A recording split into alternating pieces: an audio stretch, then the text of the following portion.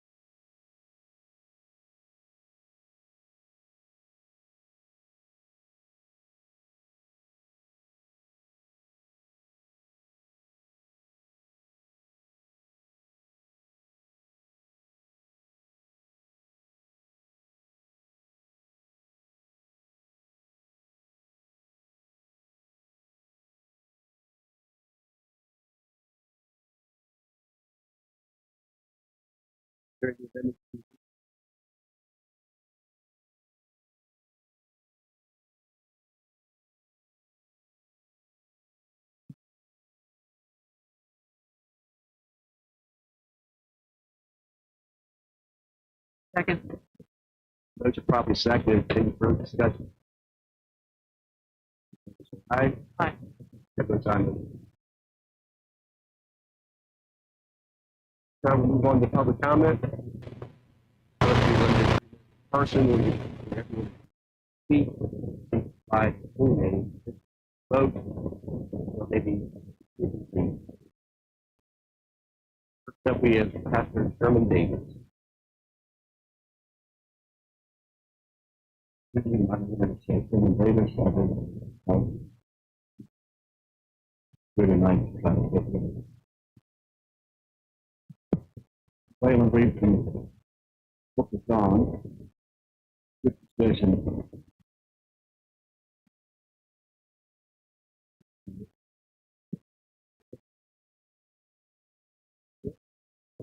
Anyway, I'm going to read from John chapter 10, verse number 11, which is, I am the good shepherd. Good shepherd giveth his life for the sheep. 27 says, my sheep hear my voice.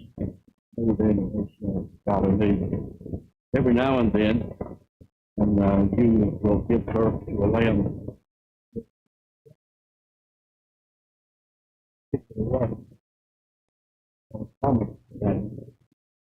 That lamb will mean, but anyway, the lamb will die, not of starvation, but of a broken spirit. So the shepherd has to do things for the bummer lamb. He takes the lamb into his home.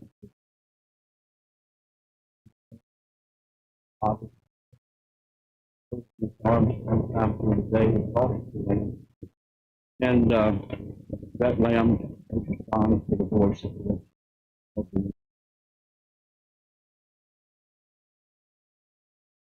big enough and old enough to go back to the flock. Once the lamb is strong enough, it's placed back in the flock. Then the morning when the shepherd goes out to the field, the edge of the field, and the shepherd says, sheep, sheep, sheep, that lamb that was rejected, the bummer lamb, be the first one to run towards the shepherd because he recognizes his voice. He doesn't love that lamb more than the others. It's just that lamb trusts him. The bummer lamb, for the rest of his life, will recognize his voice and follow him. I will be a bummer lamb all of my life because when I was in my worst times, in my most brokenness, in my hopelessness in life, the shepherd came and picked me up and held me close to his heart. And I listened to his voice, and the Bible says we shall know him and we will recognize his voice. There's nothing worse in life than being rejected. And we've all know what it means to be rejected. I felt rejected. My mother had me, she laid me on somebody's step and said, here he is. And so they did the best they could, but I know what it means to be rejected, and all of you know what it means to be rejected. No worse feeling in life. But nobody was rejected any more than our Lord Jesus Christ. This week being Passion Week, we understand, and I hope that you take the time this week to go out to your local assembly and worship the Lord together in church. Recognize the great accomplishment was made by the Lord Jesus Christ for and pay for our sin. Rejection. I'm sure that you can give a testimony in your own life about times that you have been rejected. But God is good, and God is good all the time. Amen. Thank you. God bless you. Thank you, sir. Miss Anna Marie.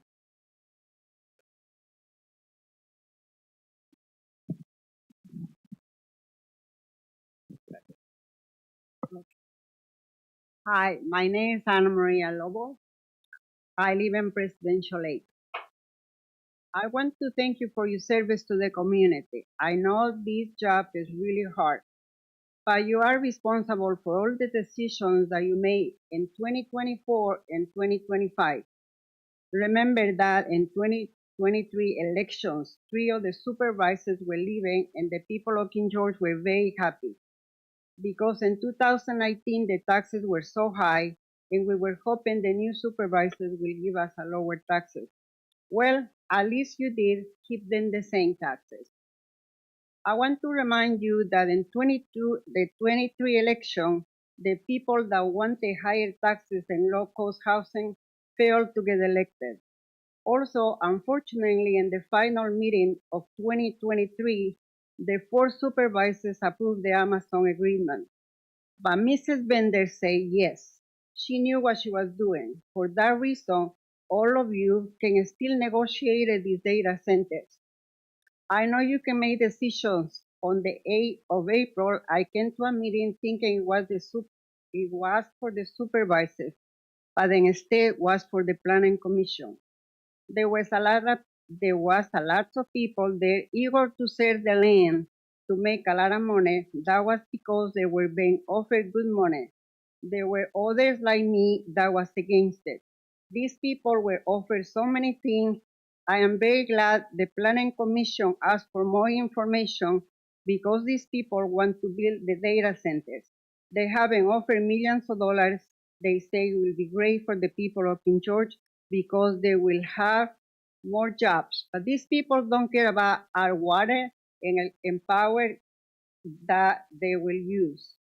The rezoning of farmland or industrial used to make way for 869 acres complex in the Seal Store area for the 19 data centers will affect the county use electric power and water.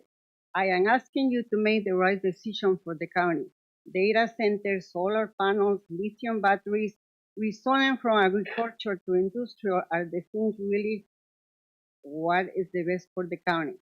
You're probably thinking about more taxes revenue for King George, but I'm going to tell you that industrial activities can lead to pollution, loss of habitat, and increased water consumption, and potential harm to the environment. Converting farmlands can reduce the region's food production and negatively impact the local farmers. For this reason, I want you to think very clearly about what you are doing to King George. We don't want to become Fredericksburg or Northern Virginia. We want to remain rural, King George. Thank you for listening. Harry Morgan.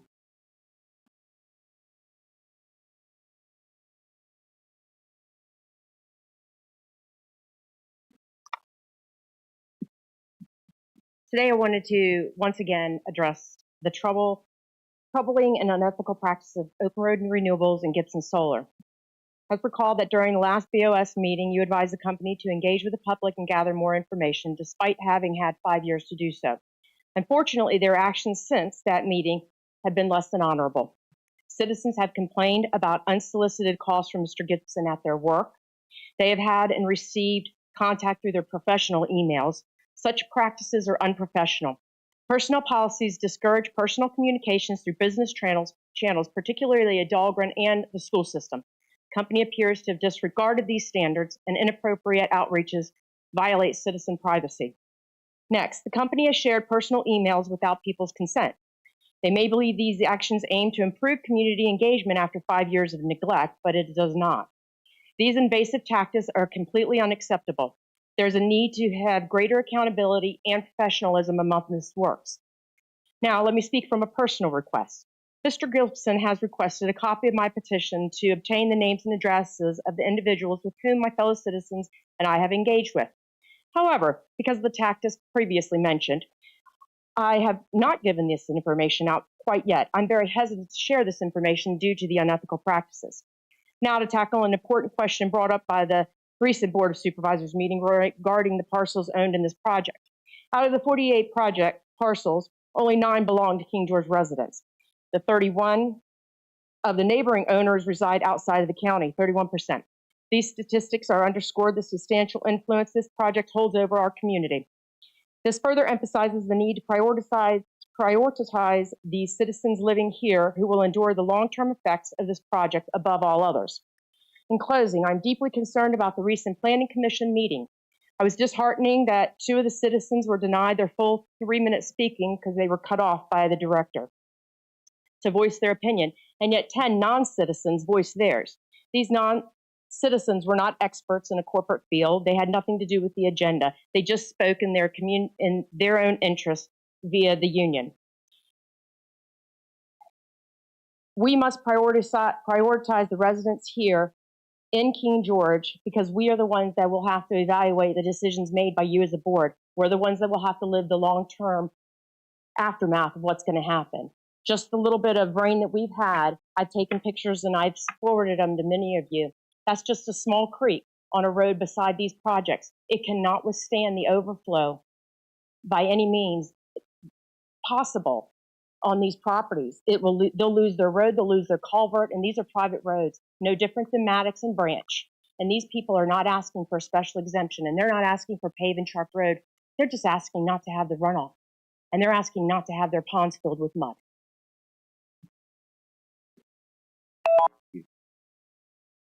Next one I have is, his first name is Eric. I couldn't read the last name. Modert? Okay, thank you, sir. I'm Eric Modern, and I reside in the James Monroe District. Some things I wanted to ask on your water authority.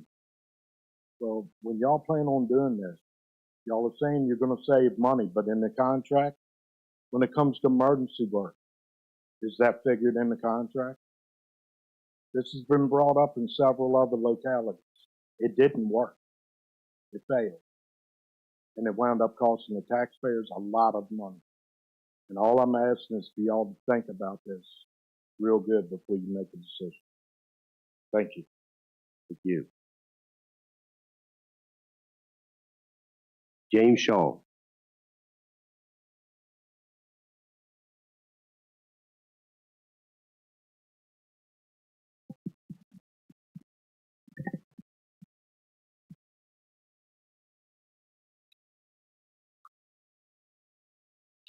James Shaw, James Monroe District, columnist, Northern Next Sentinel, citizen journalist, kgmedia.top. Not speaking in my capacity as EDA member. Rare, obscure quote of the day. Jesse Cole, manager of the scrappy college summer league baseball team, the Savannah Bananas in Georgia, once said, "I believe if you're not getting criticized, you're playing it too safe." You folks have had your share of critics in recent months. Keep up the good work. Don't play it safe. Continue to play it wise and smart. New hat, simplify. Picking up from the previous 2 manufacturing principles, question everything, delete the part or process. Now we're on to number 3. Simplify or optimize. Now, because we have the Navy base nearby, there are a few engineers in the crowd or listening in that might miss this point. They're big in simplifying and optimizing parts and processes. The problem is that the things they are optimizing should have been deleted back in step number 2. So we take a step back and we recognize that those 2 steps eliminating things and simplifying and optimizing things, they work together. You delete things and you simplify things and you optimize things. So here is a great question for the evening, seeing that we have talked about the King George County fiscal year 26 operating budget tonight on the agenda. I guess this goes for Matt and the finance folks here. How many general ledger account numbers, as a result of the budget process, can now be deleted or retired since we have eliminated that cost, eliminated that need or requirement? And also, how can we simplify or optimize many of the things that we do as part of county operations? That's a question we should always be asking ourselves on a daily basis. God bless the King George Renaissance, where simplifying and optimizing means a better, less costly future for all county citizens. Thank you. Is there anyone else that'd like to speak? Is there anyone online? Has anybody received any correspondence? Would you like to speak? Please. I was hoping that Moncurs would speak. Well, how do we know? You all just talk to us. You have to tell everybody. Okay. Hi, my name is Melanie Johnson, and I'm here on behalf of the Fredericksburg SPCA, an organization that works to support the King George County Animal Shelter, pet owners, and the animals who rely on us here in King George County. This week is Animal Control Officer Appreciation Week, so I just wanted to take a moment to extend our gratitude to the small but mighty team of dedicated officers here in King George. Their work is often thankless, always challenging, and absolutely essential. My colleague and I had the pleasure of visiting the shelter just yesterday, and as always, we left deeply impressed by the compassion and commitment of the team working there. As a community, we all share the responsibility of ensuring the health and safety of people and animals, but the reality is without organizations like the Fredericksburg SPCA, the full weight of that responsibility and all of its costs fall solely on municipal shelters and taxpayers. We believe that a modest investment in the Fredericksburg SPCA brings a significant return. Our collaborative efforts help reduce shelter overcrowding, eliminate euthanasia, and increase the number of pets reunified with their families or placed in loving homes. These outcomes alleviate pressure on municipal resources and create a compassionate environment for all residents. We've seen the results firsthand. Last year in 2024, thanks to a grant from the Best Friends Animal Society, we worked with Caroline and Stafford County municipal shelters to implement a life-saving program targeted at reducing cat intakes and euthanasias. And as a result, 200 cats were diverted from those shelters. In just 1 year, we saw a 13% decrease in the number of strays entering the Stafford shelter and a remarkable 48% drop in the number of cats euthanized in Caroline County. These aren't just numbers, these are real tangible improvements that reflect less strain on county resources and better outcomes for both people and their pets. Like I mentioned, this pilot program was funded by Best Friends, but its cash equivalent to each of those counties would have been about $7,500.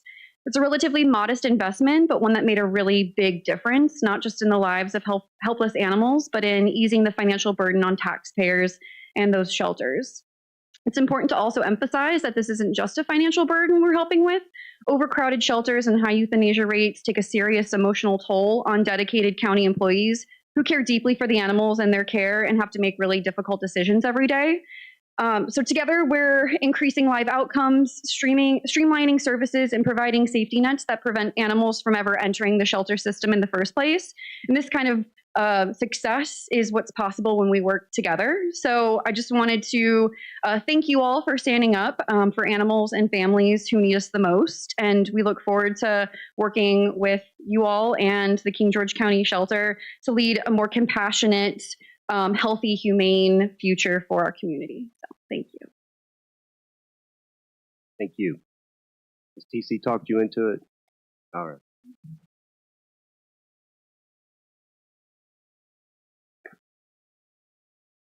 Good evening. Tootie Moncure. My husband Arna Lyson and I are fairly new King George residents, and we're thrilled to be here in this unique community. Several weeks ago, we invited the Board of Supervisors to come visit our property.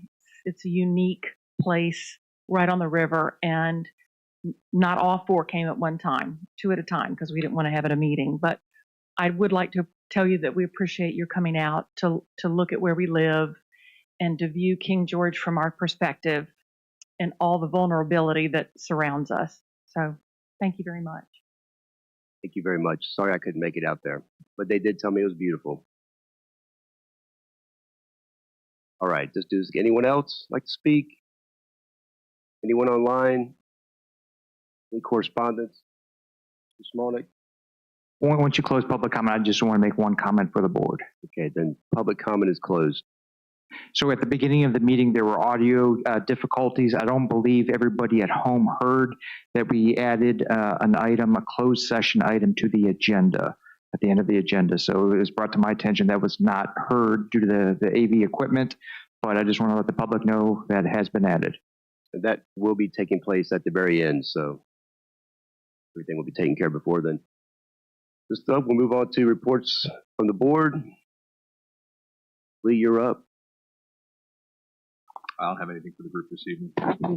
You're good? Mr. Stroud? Thank you, sir. I did go out to the Mine Cures, and that is a fabulous place you guys have out there. Thank you for having us out. So thanks everybody came out and spoke tonight. I think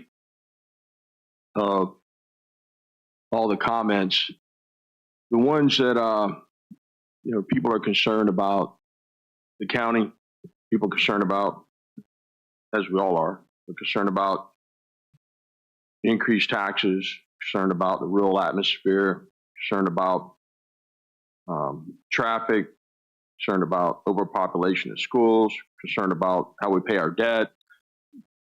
These are the problems that we have to address. And we work to address them.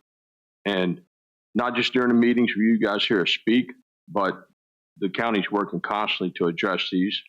And we know we have work to do, and we continue to address them. I have spoke and will continue to speak to residents. I like hearing from people, especially in my district, about the concerns. And it is very easy to hear the concerns about what solar or data centers or these things are going to bring to the county in a negative way, and that's understood. I think most of the people, with the exception of possibly some real estate folks, do not want this to be Northern Virginia. We want to keep our rural atmosphere. We want to keep that, maintain it. The challenge that we're up against, if you listen to the budget meeting, if you listen to the finances, the same things that you discuss or you ask about keeping taxes low and paying down the debt, those things are in conflict. They're in conflict. Okay? We don't have any money trees. That'd be really cool if we did. The money has to come from somewhere. So it's not that we don't want to hear from the citizens, because we do. I've had people call me with some ideas on, why don't you bring, and I won't mention the things, why don't you bring this to the county? Well, that'd be really cool. You go talk to them, invite them here, and where are you going to put it? Well, put it where you're putting the solar farm. That's not county property. That land belongs to individuals. You need to go talk to the people who own that property and convince them that to sell it or lease it or do whatever it is. That's not county property. We don't make it a habit to go to property owners and say, you will do this. You will put this on your property. You're going to make your property a data center. It doesn't work like that. These are things that citizens communicate to the businesses. They come into some sort of an agreement that that's what they want to do. They present it to the county, and then it works its way up, typically the planning commission and into us. There's opportunities for the public hearings to come up and people to speak. But these things, they don't happen overnight. But understand that whenever, and I understand that everybody's not a business person, everybody's not community development, everybody's not this, but, and I'm willing. If you want to meet with me, I make my time as available as possible to talk, but it needs to be a plausible solution. But the county, at some point, we have to figure out, we're working to bring costs down, but everything else, seems to be working against us, but we are addressing those things. The county administrator is we're looking at things constantly, but still, without taxes going up, if we don't get revenue in, the money's got to come from somewhere. The citizens voted in a new school. You think paying for the courthouse is bad? Where's the money coming from for the school? Nobody provided that. Nobody voted in this huge influx of money. It'd be cool if we could work it like that. But the money's got to come from somewhere. So whenever we're pointing out that we want to pay down the debt, we don't want a data center, we don't want a solar farm, we don't want this, we don't want that, okay. Add to that where the money's coming from, and it would be a huge help. That's all I've got, sir. Thank you. Mr. Collins?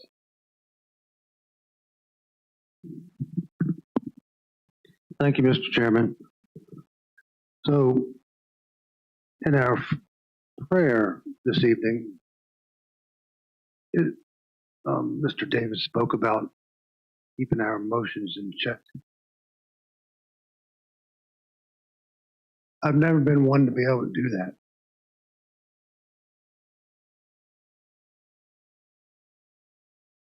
But I think that I will save my emotions for the closed meeting.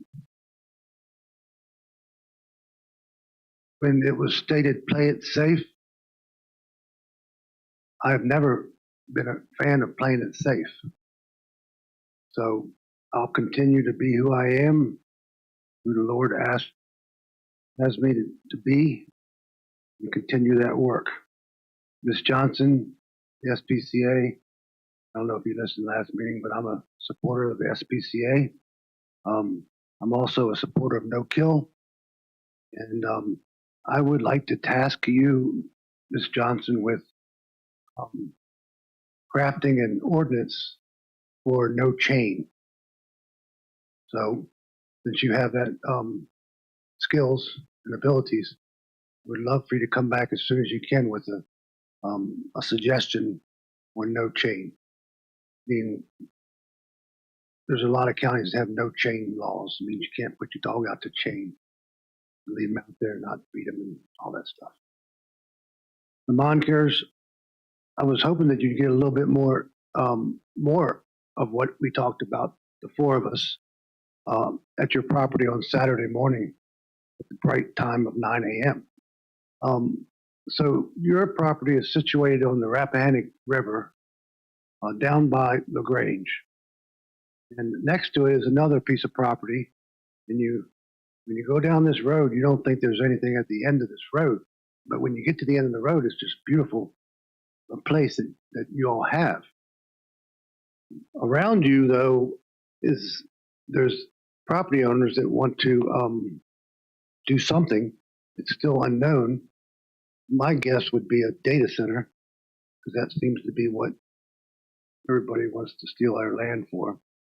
And you mentioned on that day that you had talked to the property owner and asked to buy 5 acres of their property, or a buffer at least. And they said no. So what that would do to these citizens, the Moncurs and the folks that live next to them, it would literally encompass their whole property. Only thing if it was data centers or solar or a Wegmans warehouse, all they would see on the river would be big buildings surrounding them. They have no way out.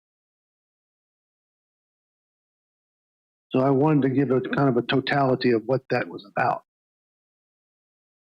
I have 2 appointments First one is Mr. Herstein. The first name is not Daryl. I can't remember his first name, but to the BZA, recommend him for the court. I would love to okay that, but we need his first name. Do you have it in your phone or? I have it in my email, which is not on this phone, so and I don't have a computer with me. The second one is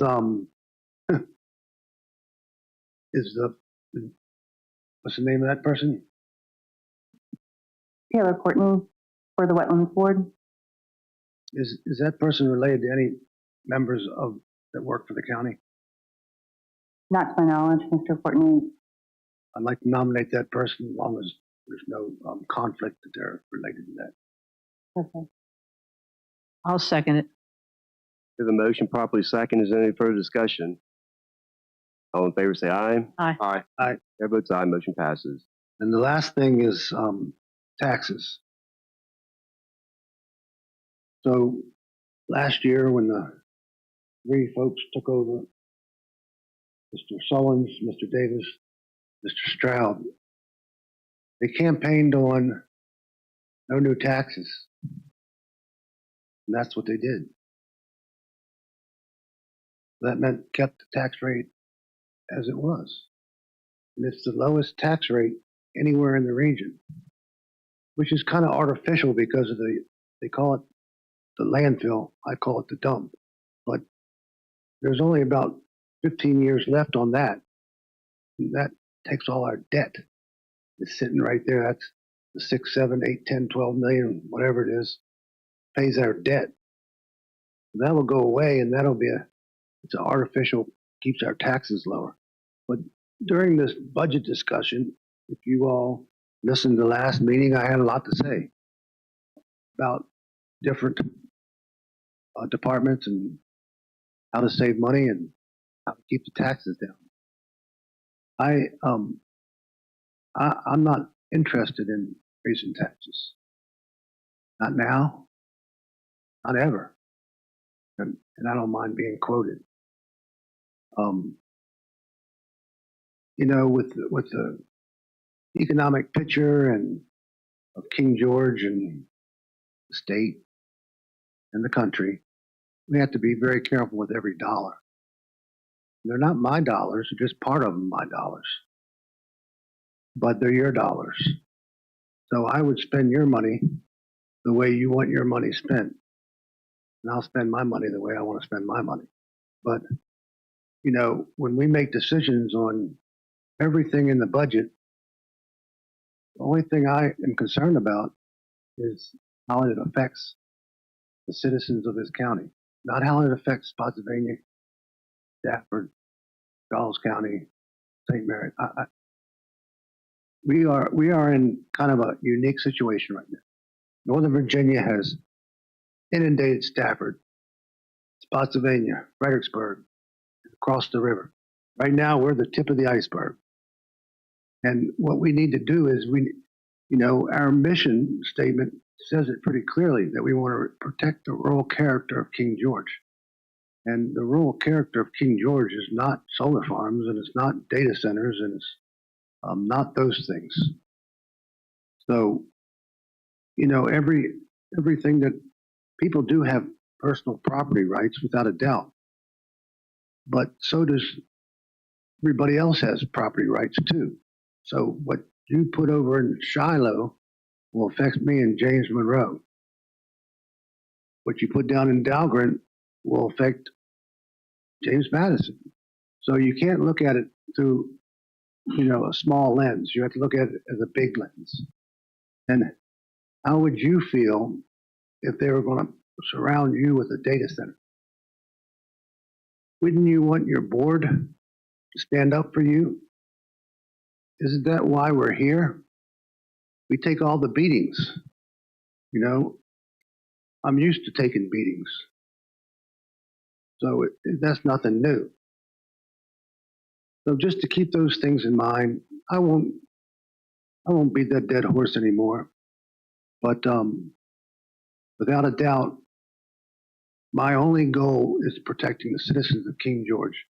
in everything I do. Thank you. Thank you, Mr. Collins.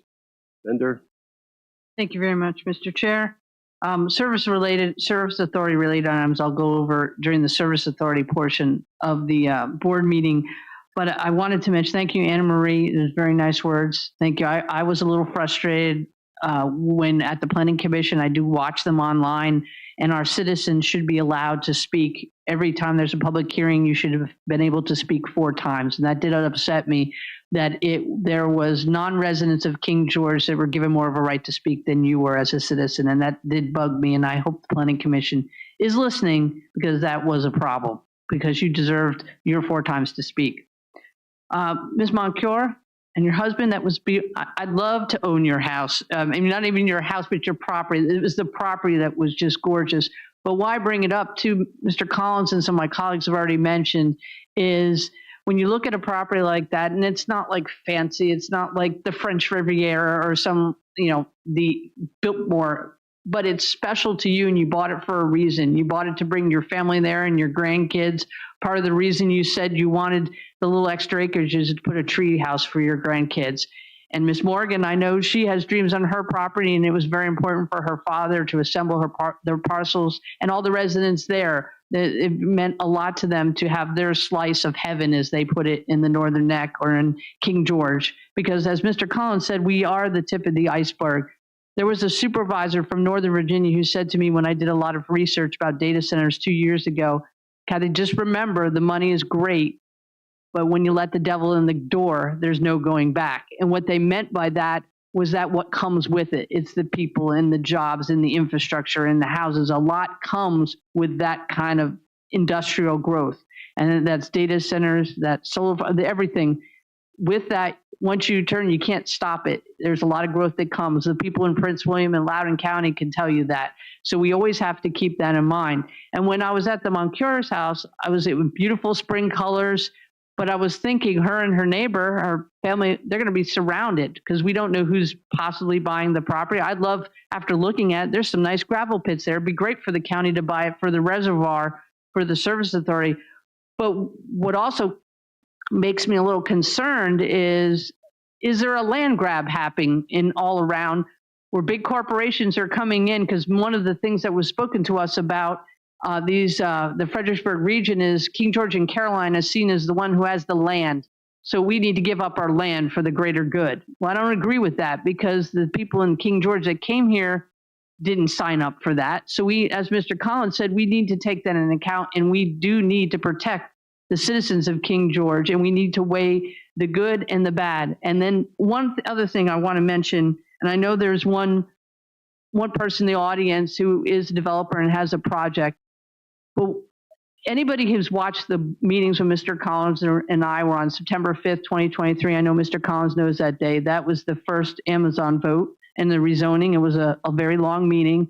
But in that, if you had watched it, you would see the way we fought to want to make sure that the citizens were informed, which they weren't. It was only knocked on 13 doors around them. But the biggest thing I hope people that watch that understand, at least from me, is that anybody who wants to King George, you got to sell that why it's important for you to be in King George. Outside corporations come in, and they're really, honestly, if you look at Facebook and see the citizens that talk against each other here in the public hearing, it's like splitting our community. People that were best friends or are just acquaintances that always said hello, now that's splitting against property rights and selling and the people next and NIMBYism, all those lovely words. But if a corporation wants to come here, they got to show why they're going to be a good steward. And knocking on doors and trying to get information at the last minute is not a good steward. So I hope all those listening out there that are coming and looking at King George understand that you need to sell the citizens why you're going to be good stewards and come into King George and bring a lot of positive to the community. And last thing I wanted to mention is we consider options and we're selective in what we look at the projects. Well, one of the other things I wanted people to know is that our old EDA director, he didn't take a lot of input, at least from me. And a lot of these projects were brought in that time, and not everybody was consulted on what businesses that we would be supportive. So keep that in mind with some of these legacy projects that are still coming down. And in the future, as I've said to Mr. Smolnik, whoever we bring in as our EDA director should be following the board and the directions of the citizens that speak to them about what kind of development they want in the community. So it is not an adversarial relationship when these companies come in front of us in public hearing. It's a positive because the people really want that to be here. So I just wanted to bring that out to the public. Thank you. Mr. Sullins. Thank you, sir. Good evening, everybody. Thank y'all for coming out. As always, appreciate you being here. Just a quick rundown on what you've been paying me for the last couple of weeks. Thank you, sir. Thanks, Dad. Again, thank you for coming out. Thank you for actually participating. A couple things that you've been paying me for the last few weeks. I got to tour a local farm this past weekend. That's twice in the last few weeks I've done that. It's a lot of fun, and it's cool interacting with folks on a personal level, and it's also nice to see who I want to be when I grow up as I meet some of the folks around this county. So I don't know if I'm ever going to grow up, but if it happens, you know, it's fun meeting folks that are kind of inspiring me to do better things. Also got to do the budget meeting on Friday. That was about as fun as bobbing for French fries, but we completed it. And I want to thank Mr. Smolnick and Ms. Cobb and Ms. Diller for all the work that y'all put into getting that ready for us ahead of time. Great work there. Got to go to the ribbon cutting at the Historyland Arboretum. That's a really neat place. I mean, I know you don't often hear somebody say that cemetery is really cool, but the Storer family's done a great job with that, cleaning it up and adding some cool features to it. So I appreciate that. Got to visit with the Tea Party and the King George Republicans. Tried to go to the Planning Commission myself, but got called away early on, so I missed most of that stuff. But Ms.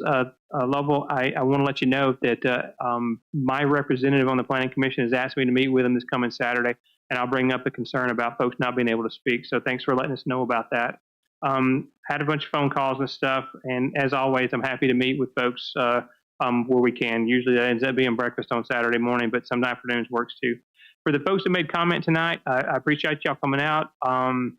Mr. Modern, I really appreciate your comments. Hope I'm not butchering your name, but thank you for your comment. And I promise you, sir, we don't rush into anything. Sometimes I wish we would go a little bit faster on some of the stuff that we do, but we do look at the problem from multiple angles and try to make the best solution that we can for the county. So, but thank you for coming out, and please stay involved. Pastor Shaw, I like your quote. I've lost you. There you are, behind the flag. I like your quote. I've got another couple of obscure quotes for you. This is something that I always used to tell my lacrosse players. You got to want to win more than you're afraid to lose. And the other one is, of course, you want to minimize the penalties, but if you never get a penalty, you're not playing hard enough. You're playing conservative, and you're going to lose. Critics, they don't bother me. You know, I kind of enjoy it because at least it's some feedback. Silence bothers me, but critics, at least now we're engaged and we're chatting, so I appreciate that too. I do appreciate it though when the critics actually know what they're talking about. If you look on my Facebook page, I made a comment last night or the night before, I forget which, but I'm just tired of seeing the willful ignorance going back and forth on Facebook. Our community page is not community in any way. It's a bunch of keyboard warriors out there back and forth, just crap. And so I try to throw some stuff out there to dispel some of those rumors. I won't go into all the details here. If you want to talk afterwards, if you don't have Facebook, I'll be more than happy to talk to you about what I was addressing. If you got Facebook, go check it out. But I think I may be about the only one that uses that on a somewhat regular basis. My wife tells me I need to stay off of it because it drives me crazy and I drive her crazy. I just pass that along real nice. But anyway, thank y'all for coming out. Mr. Moncure, thank you for hosting us Saturday. That was wonderful. And that's it. Thank you. Been made aware that Mr. Stroud has one more thing that he forgot. Yes, sir. I failed to make a nomination for the Smoot Library Board. So I have constituent Mr. Art Sheffield from Hop Yard who would like to serve on that board. Second. Motion properly seconds. Any further discussion? All in favor say aye. Aye. Aye. Chair votes aye. Motion passes. Anything else? Thank you all. I won't take a lot of time. I'm glad my colleagues spoke tonight. One thing about being chair is I'm off the hook of speaking a whole lot. I used to do it, right? Driving crazy. Anyway, thanks everyone for being here. Thank you. I was talking to a couple earlier. Just it takes a lot of time to be involved in your community and pay attention to what's happening. It's a lot going on. I stopped reading the Facebook stuff a while back, so I was getting some calls about some of the stuff going on. If you're an adult, one of the biggest things about your maturity is your ability to say no and your ability to hear no. Some people can't hear no. You see the little kid come out in them, and some people just can't say no. And it's a big level of your maturity in life, just how you say or can you handle the word no. And just once you get in the emotional bathtub with somebody, as an adult, just because someone says something doesn't make it true. I mean, if you're watching a TV show, if you've ever been in a trial, when the prosecutor makes their opening remarks, you're like, holy crap, that guy's guilty. Because you've heard one thing. And then the defense gets up and they say something, and you're like, oh, I didn't know about that. Just once you jump in what I call the emotional bathtub with someone, you're unable to help that person anymore because you're seeing everything from their perspective, but you're also unable to intelligently see the situation any further. Just use logic. And just because someone says something, ask questions. There's some stuff going around right now about the fire department. That's just a lie. It's a lie by their union club that they have. Is stating things that we're taking money from this. What they haven't told you on there is that there is money been made available through grants to cover all the things that they think that they're getting taken away. But their half truth is a lie. So if you don't paint the picture fully, it's a lie. It's just straight to it. And I'll just speak and I'll say that publicly. They're invited to come speak anytime they want and talk and address the board. I promise it's a safe environment, but the truth will come out. And you will have to acknowledge it if you decide to come here and speak. Thank you very much. We will close down reports from the members of the board unless anyone else has anything else.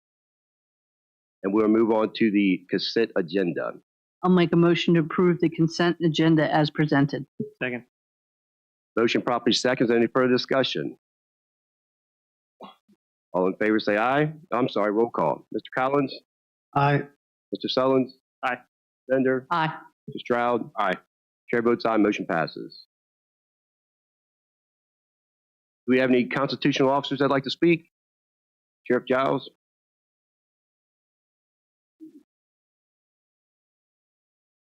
Thank you, Mr. Chair, and members of the board. Mr. Collins, if it's an ordinance that you'd like drafted up, my office is certainly capable of doing that for you. So certainly no offense to you, but we're certainly very capable of doing an ordinance for you if that's your desire. That is my desire. Well, I'll get one drafted up and get it back to you. Members of the board, I'm coming to you tonight with a request. Okay, I'm requesting that you reconsider your decision from the work session not to fund Empower House. It was said in the work session that Empower House and Safe Harbor are the same, and it would be redundant to fund both. Safe Harbor and Empower House are totally different agencies providing totally different services to the citizens of King George. Empower House actually has office space in my building to serve the citizens of King George. And if I may, Mr. Chairman, I'd like to approach the board and give them some cards to show exactly what services they provide.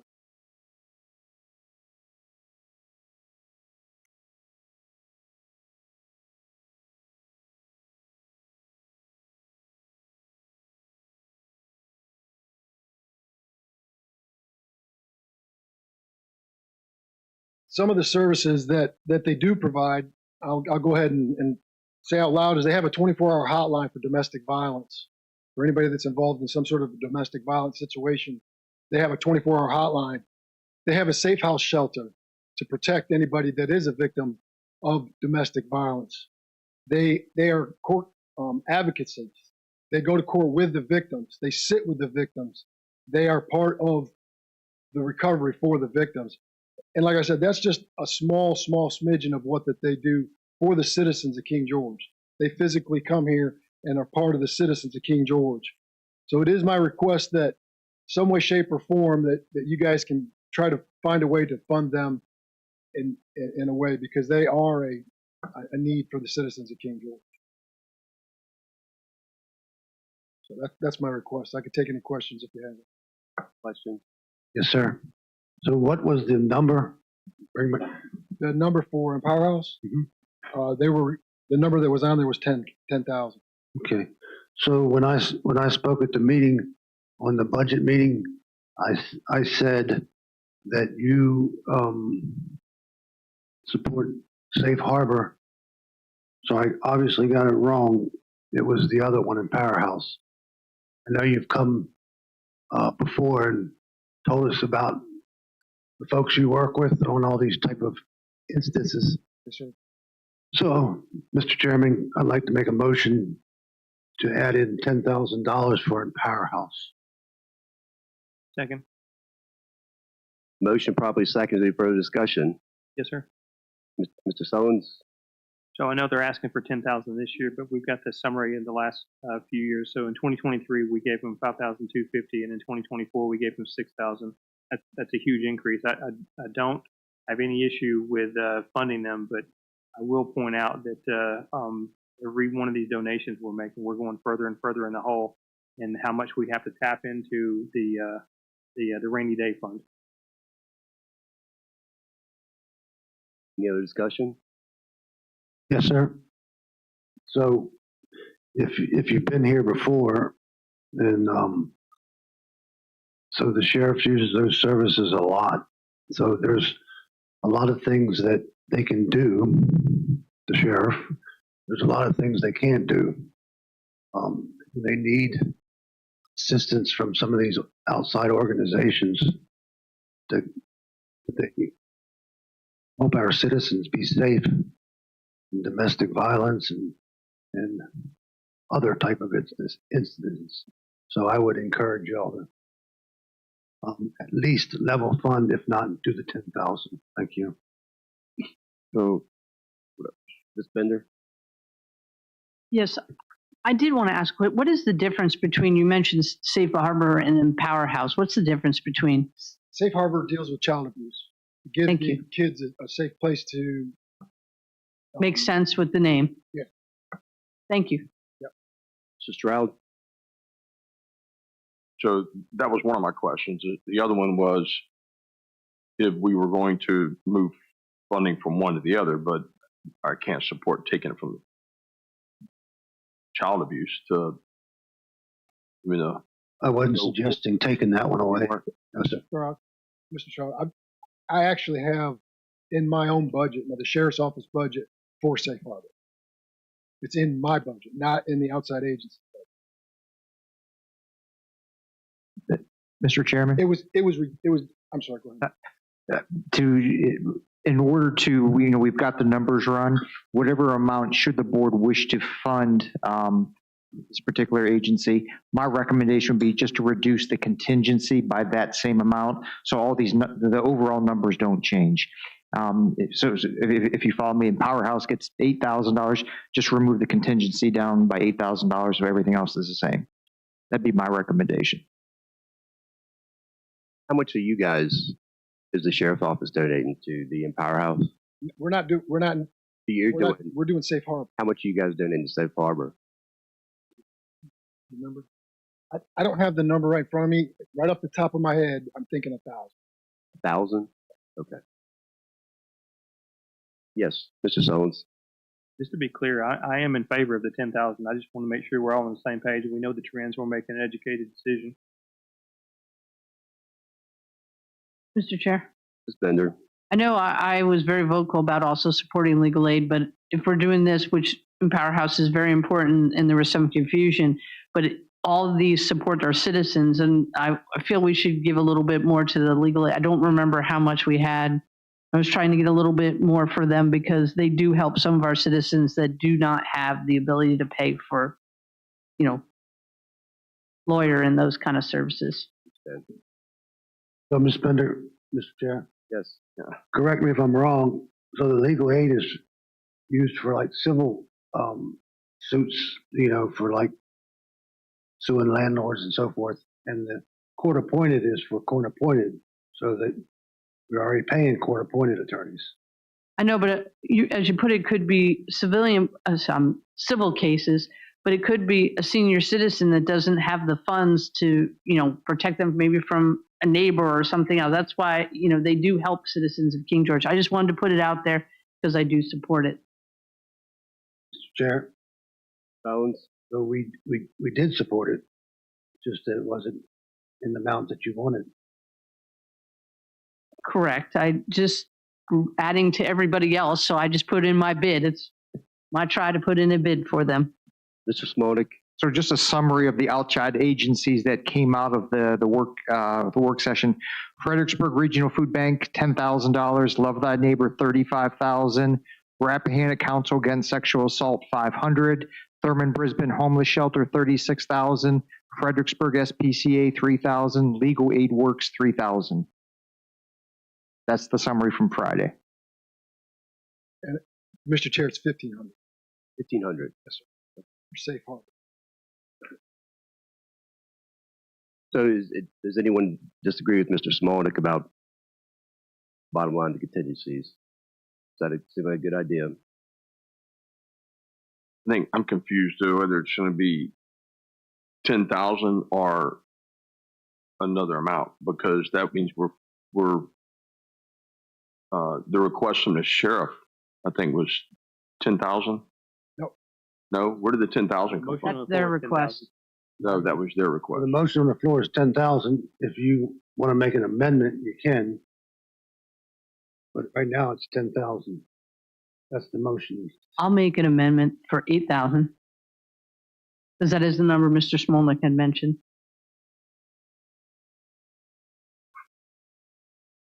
Where'd that number come from? It didn't come from anywhere other than being another number that's in between 10,000 and what was approved last year. So rather than almost doubling the amount, he just said, we're going to go into the contingency fund, then we'll go in, but not as much, I think is what. So, Mr. Chair, if you could call the motion on the 10,000, we can always say no, and then we have another motion for a lower amount.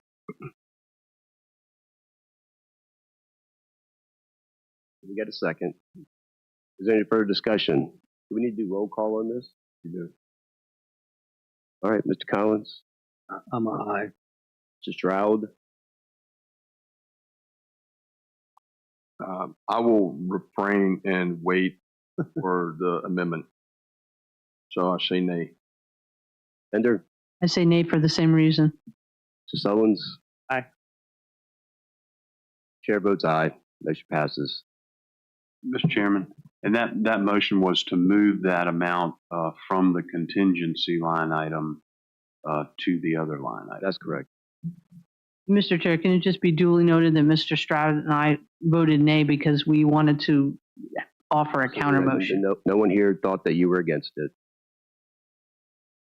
I don't think anyone here was. Good? Yep. Thank Sheriff, you. thank you so much. Appreciate it. I messed this up last time we did this with another group, so. So we did have a proclamation, which I will talk about. The people that were here for this were sick and weren't able to make it, but it is the proclamation for Autism Awareness Month. As you've noticed, it is, if you don't have autistic kids in your family or in your circle of influence, it's bound to happen at some point in time. It seems to be. I have a niece, I'm not sure how old she is now, like 27 years old, who's autistic. And I'm very, very familiar with it. I've also used to spend time with autistic kids that could communicate a little better, but they were still like children, but I would take them to the movies and stuff like that. I'd pick them up just so they would have like a guy to hang out. It was just, guys that were like 23 years old, but they wanted to get away from mom and dad a little bit and take it, I signed up, I'd take them to the movies, do all these types of things. It was really fun. But we did do a thing where we're recognizing April as Autism Awareness Month. And I'll just read the last bit here. It says, now therefore be proclaimed by the King George County Board of Supervisors that the month of April 2025 be recognized as Autism Awareness Month in King George County, Virginia.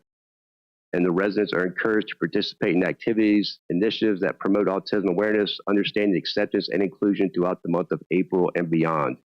I guess we need to vote on that, though. But I made the motion. Second. Motion probably second. Any further discussion? All in favor, say aye. Aye. Chair votes aye. Thank you very much. Now we are on to the Board of Directors. Thank you, Mr. Chair. we will now open the Board of Directors for the Service Authority, and the first item up is the consent agenda.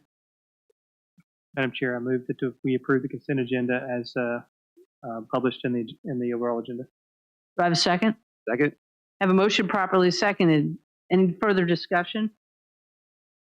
Roll call vote. Mr. Robotham? Aye. Mr. Collins? Aye. Did you say nay? Aye. Sorry, couldn't hear that. I know you're used to my name. I'm used to the nay. Mr. Sullins? Aye. Mr. Davis? Aye. Chair votes aye, motion carries.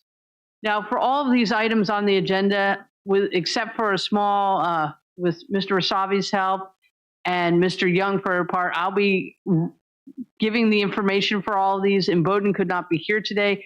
I wish I could have gone to the meeting. The big meeting for all the water and wastewater operators in the state of Virginia is Monday, Wednesday, Tuesday, and Wednesday in Roanoke, so that's where they are. So I will be going through all the topics. So we have our first one is the agenda is an action item for Bowden Environmental Services modification of contract with King George.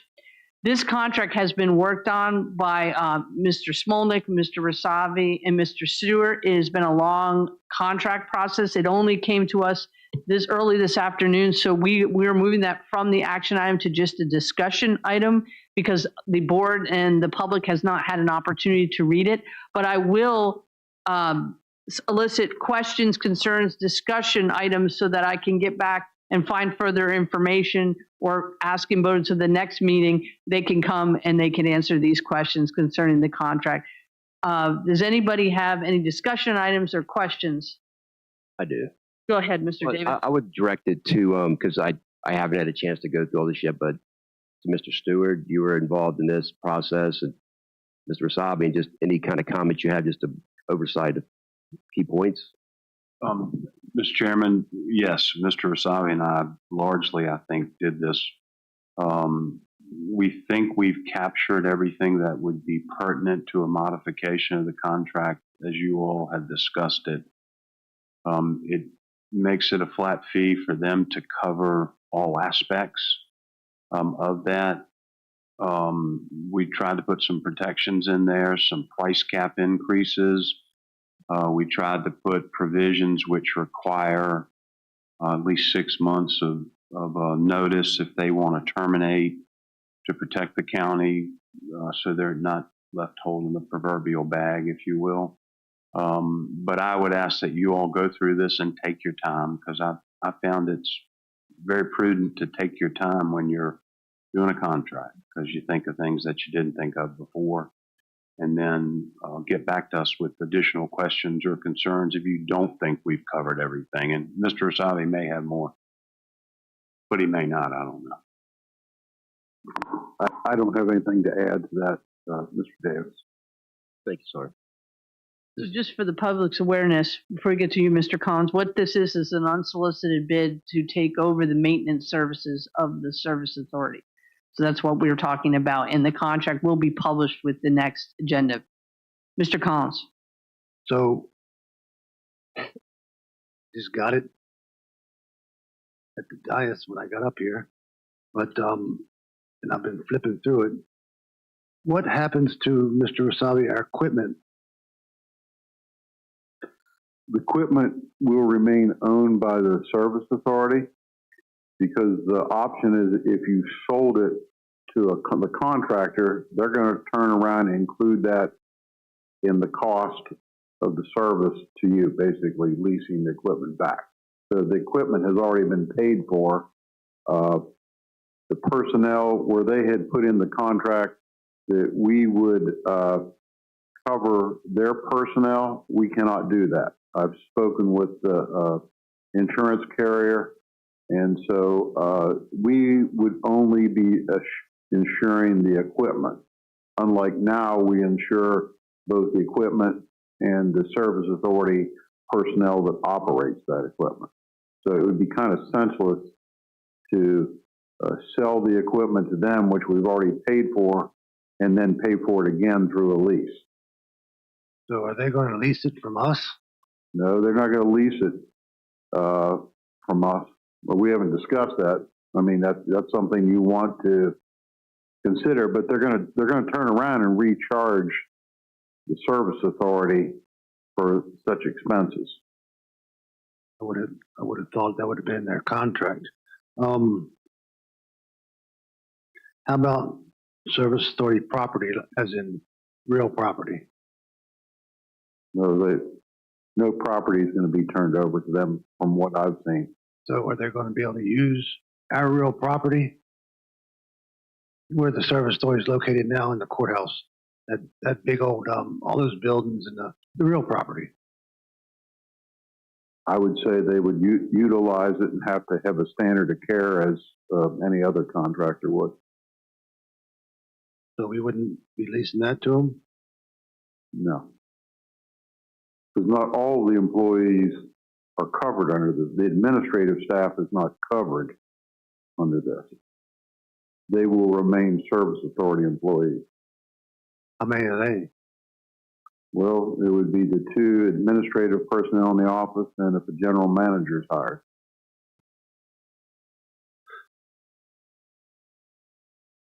Mr. Stewart, we paid for the equipment and now we're going to let them use it for free. We can always go back and renegotiate. The theory that I think Norm was operating under was if you sell it to them and then they pay for it and utilize it, they're going to want to charge you more for the service. But it's always a negotiation, and we can go back and keep negotiating. Well, I wasn't talking about selling it. I was more about, we've paid for this equipment and they'll get to use the equipment. And I know they have to have certain insurance, but I know that when I own a piece of equipment, I treat it better than Mr. Stewart's when I borrow his equipment. So I'm glad I know that now. So usually when you own a piece of equipment, you take better care than you have someone else's equipment. That was not a good example, was it? I'm surprised Mr. Stewart would lend you his equipment. I don't know if it was a good example, but it was a good warning for me. And Mr. Collins, it's also left in there in the contract in case in the future, if the service authority wanted to bring it all back in house, that we would still have the buildings and the equipment to be able to bring it back in house at a later date. So these buildings, some of them, some of them are in good shape and some of them are in poor shape. So what happens if they took over and said, hey, we got to have this building squared away, and we'd be on the hook for that? Well, that is a question I will write down. Do you have other questions, Mr. Collins? That ought to be enough. Lee? Nothing right now. I think we need the time to go through it still. Sulla? Nothing right now. Mr. Davis? No, ma'am. Thank you. One other note about this contract in it would be to offer all of the current service authority employees that are in the maintenance department would be able to, just like the last time, be able to apply with Imboden to be hired by Imboden. And so any other questions, please send it to myself, Mr. Savi, Mr. Smolnick, or Mr. Stewart so that we can get them properly answered and put it on the next agenda. All right. I have one. Go ahead. Additional question. Is there, with the real property and the facilities that are there, is there anybody who would take care of the grounds and things like that? I think right now the county takes care of the grounds. Would we maintain to continue doing that? No, there is not anything in there because, obviously that would be another cost. Yeah, it's still our grounds because it is the property that's over on 3 is the service authority's property. But I will write that question down. So how many different properties does the service authority own? There's 38 properties, including lift stations, wells, and then there's the service authority general, the building and all the outbuildings. Yeah, so there's 38 other pieces of parcels of real estate. Mm-hmm. And there's a couple more that are abandoned, like we're going to talk about later. So is Imboden going to take care of those? Right now in the current contract, that is not in there. but I'm writing that question down. I know you've mentioned that earlier. We can clarify that. Assume they would be assuming all maintenance of the service authority. And that would, to me, be inclusive of everything, but we can certainly clarify that. Then the citizens' question, I'm going to write that down too, to be answered also for the next meeting, for the emergency situations. All right, with that, I'll close that one and we will move on to the monthly utility report. Jeff, can you bring that up? All right, and I'll just say next slide, next slide.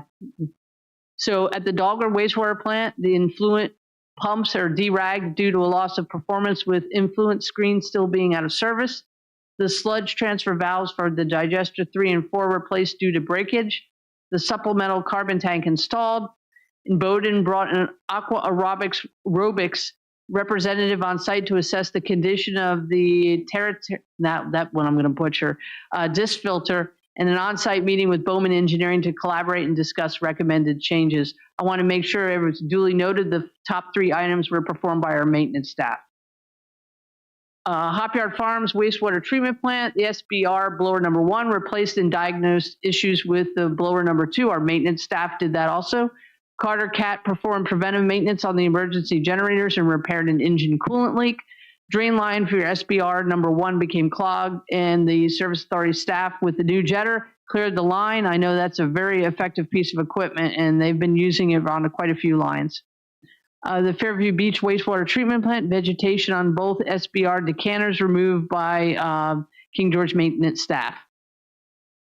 The treatment plant exceeded CBOD5, TSS, and TKN for the month of March. At Perkins Corner, exceedances caused a large amount of grease enter the facility due to a significant grease backup that occurred within the collection system. And Bowdoin pulled samples of the influent and found fog concentration in the excess of the amount allowable. I will have to tell you that immediately when our maintenance staff was notified, they did come out and they took care of the problem. Those that might have been on Route 3 and saw near the storage area, that is where what happened was there was a manhole that a couple of the rungs fell off, and basically, and Mr. Eisenbeis, you confirm that, it unclogged the clog, and basically that once they cleaned it out, all that junk that had been stopped up rushed to the treatment plant and basically killed the biological solids, and it had to be reseeded the plant, and that's where the violations occurred. Mr. Eisenbeis, did I summarize that? Thank you. And his staff, they did clear that out, and they called in a sludge hauler to clean it because it was a lot of debris that our staff was out doing other sludge hauling, their normal load, so they called in a contractor to come in to clean it up. But the jetter came out and cleaned it up, but it did cause a rush to the plant. IES collaborated with Maryland Biochemical to assess biological activity within the wastewater treatment plants. All bacteria indicated a grease problem. There has been a problem at Oakland Park with some black sludge, and in Bowdoin, and our maintenance staff have been working to try to identify, going to lift stations and pulling up. They have found, the maintenance staff did find an issue on Fletcher's Chapel that they are working on clearing out with the jetter truck, correct, Mr. Eisenbeis? Nope.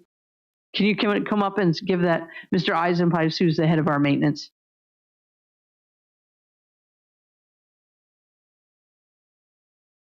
Yes, we have a problem with the force main up there. It's basically oversized for what you have feeding it, and it's causing clogging. Can you turn on the microphone? It's on. Yeah, it's basically clogged up because it's too large of a line for what the flow is in it. So solids settle out in that pipe over time, especially with the hills and valleys of pipe, and it's becoming backed up in certain locations. We've actually had to install a tap where it crosses Fletcher Chapel Road to put a pump truck on it and try and get some of that blockage out. And we're working our way back up towards the industrial park on that line to try and suck some of those solids out. As everything settles out, it turns septic, and that is the black stuff that they're getting in the plants. It's just going to be a process to go step by step and get through there. The actual line that was installed where the hills and valleys of the pipe are, it's meant to have air releases and vacuum releases. So when the pipe goes slack, it can let air into the pipe and let it flow. And also if there's a rush, it can let air out. Well, they installed the pipe for it, but never installed any of the air releases. So that pipe's just been sitting there under pressure all this time. So since we've installed some of those air releases that were supposed to be on there, now it's releasing all that stuff that's been sitting in the pipe.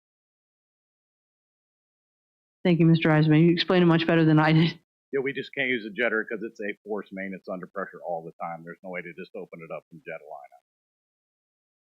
But that has created some violations that will be coming in the future. Thank you, Mr. Eisenbeis. The treatment plant was reseeded with mixed liquor from other facilities in efforts to regain treatment, and the Imboden brought an aqua aerobics representative on site to assess the condition of the disc filter and discovered deficiencies within the components, and the treatment plant did exceed, and we will be getting a violation from that from DEQ, but that plant is under consent order, so it is understood that is the one we are in the process of decommissioning. Next slide, please. Oakland Park wastewater treatment plant, as we just spoke about Oakland Park, this one also has had exceedances, and part of that is to that black sludge that has come in from the clog.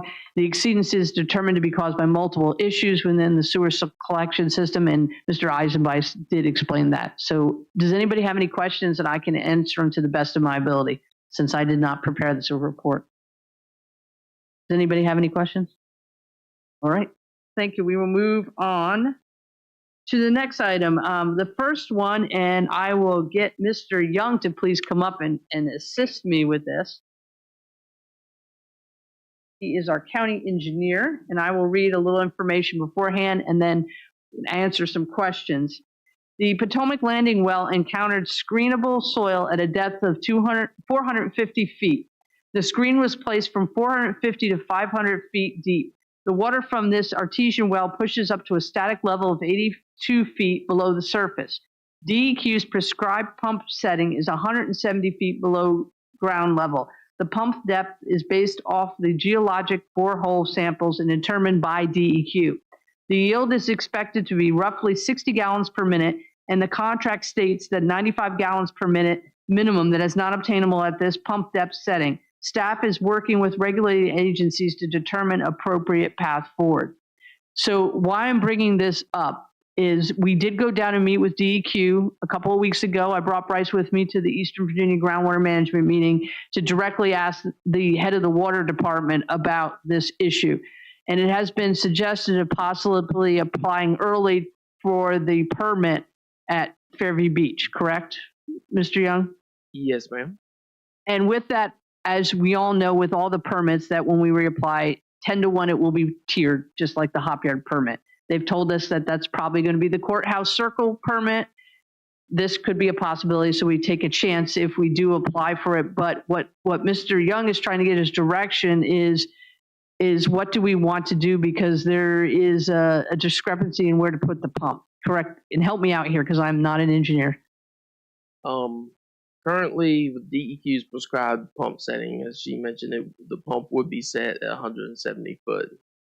In discussions with DEQ, they said go ahead and reapply for the permit, which will be early, and that doesn't require us to accept the permit early. Just apply for it, and we might be able to work out some things to see where we can put the pump. At least. Mr. Young, could you evaluate why the concern is about the pump, why you're worried about the pump depth that DEQ would like us to have it at?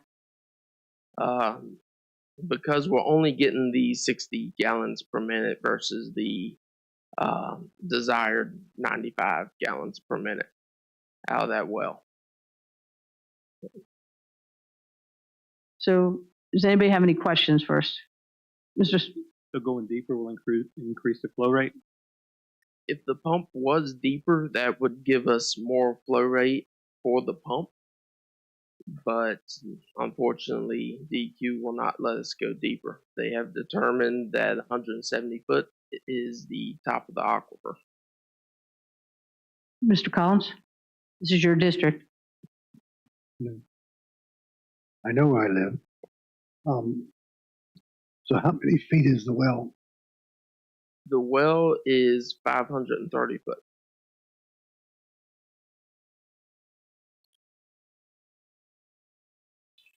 So Why did we dig deeper than we needed to dig or drill? We did not encounter water until 450 foot. But the aquifer was 170. That is where the geologic samples determine the top of the aquifer is. The bottom of the aquifer, which contains the aquifer. So this well was abandoned years ago because it was a problem well. Sounds like that was my concern when we first started talking about this. This was going to be a problem. This well was abandoned due to the screen failure, silting in the pump. So so how do we know that it's not going to do the same thing, other than it's cased? It's cased, and modern screens have a longer lifespan than older ones. Do you replace screens? I don't know the answer to that completely, but I can find that out. Do you clean screens? I don't believe that is something that could be done, and the problem being that yes over here and a no over here. I've never been in that situation, I don't know, so he could be correct. You're an engineer, right? Yep. Oh, engineers, we've had such problems with them. I just would like to know, in the beginning when we were going to spend all this money to dig this well, I brought concerns that it was going to be a problem, and it is a problem. So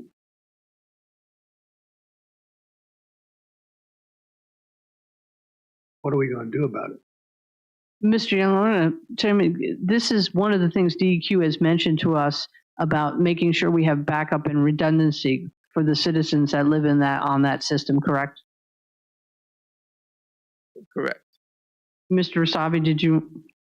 What Mr. Young just talked to me about that earlier this afternoon, and what I would like to do is an opportunity to read what the regulations are, because I don't always just assume that DEQ is interpreting things correctly.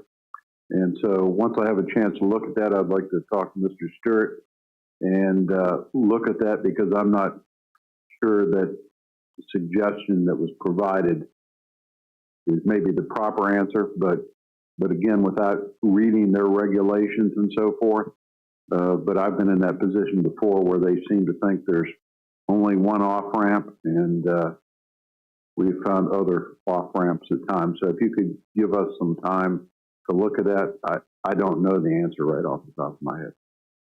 But there's also a Sunbelt piece of equipment sitting out there on that property. It's been there for 2 months. What's that for? It doesn't sound like it's running. I don't know the answer to that question.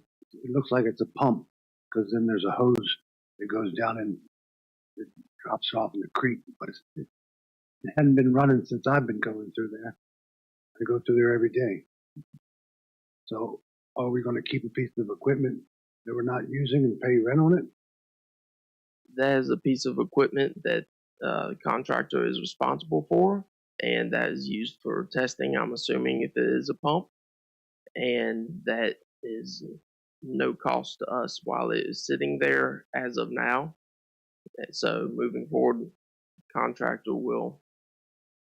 So if the pump's sitting there and it's not doing anything, it means the well's not doing anything. And the second thing is that whole area where they brought all their equipment, it looks like World War III. Nobody seemed to ever clean it up. The contractor is not finished currently. While we're bringing this up, Mr. Collins, just to inform you, so if we do have to do this suggestion, there obviously is a cost. And if you remember last year, to do the modified 15-year permit is a $9,000 cost to do permitting. So we're just bringing this as an informational item, and Mr. Rasavi and Mr. Young, we're going to explore it a little further. So that's why I'm looking for some feedback and some questions. Mr. Collins, you have more questions? I guess that's enough for now. Mr. Sones? I actually have one for you. You mentioned if we get another permit that's going to be tiered. For the sake of those that may be listening for the first time, can you give a 30-second spiel on what that means? Yes, I can. Thank you, Mr. Sones. So with our hop yard permit, I think we were one of the first in the state of Virginia that got the new tiered 15-year tiered permit. So what it is so the hop yard well has a certain capacity. So at year 10, we have to find, as DEQ likes to say, an alternative water source, not a surface water source, and have to figure out how we would pay for it in the engineering, where we would put a wastewater treatment plant, we would have an intake, where we would store the water, reservoir, up tank, whatever. And then by year 14, we would have to have it operational because the well at Hop Yard will be halved. So I'm just going to give an example because I don't know how many houses are in Hop Yard. It's 800 and something. So if you have 800 houses, that well would only have a capacity of 400 houses. So without having an alternative water source. So that well would only be able to be used for half of the capacity. So that is what a tiered permit is. And they have mentioned to us that the courthouse, the modified courthouse, Circle 1 would probably be a tiered permit. Did I explain that right? Yes.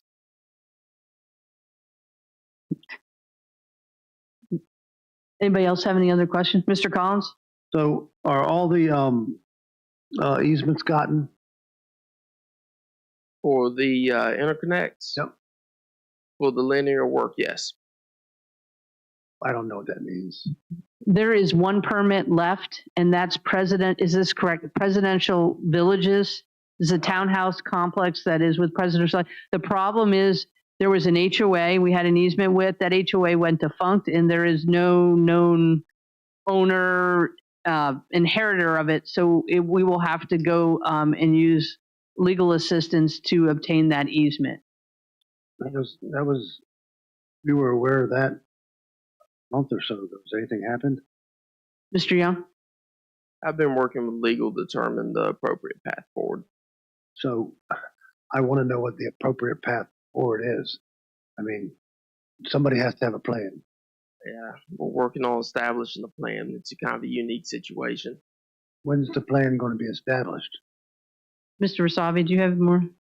It appears the only course of action is going to be eminent domain for a quick take, since there's no existing folks who are on that board. I know when I spoke with Mr. Stewart, we were looking to see if we could at least reconstitute that board to make a decision, but there doesn't seem to be anyone interested in assuming that role.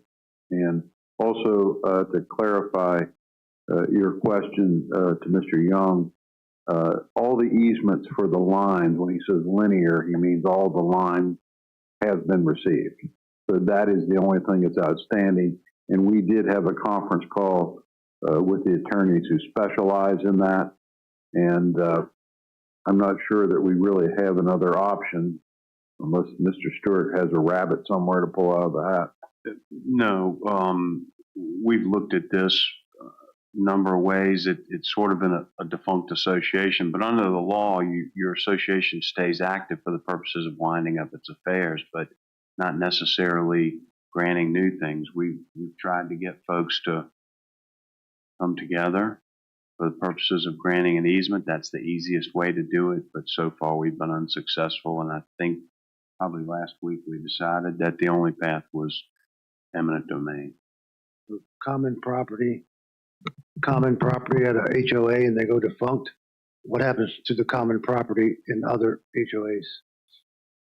It's interesting because one of the questions I asked early on was if anybody was paying taxes on it, and nobody's been paying taxes on it for a very long time. We can find out. But it's under the name of the HOA. So the only thing I can tell you is this. The only thing I'm sure of is that if you want an easement, it's going to have to be taken by eminent domain, because we can't get anybody to constitute a valid legal association that would convey it? If there was a tax bill, what name would it be in? The HOA, it doesn't exist? I would have thought. I believe it's tax exempt. It wasn't on that form that the commissioner read this on? I mean, that's what the commissioner said.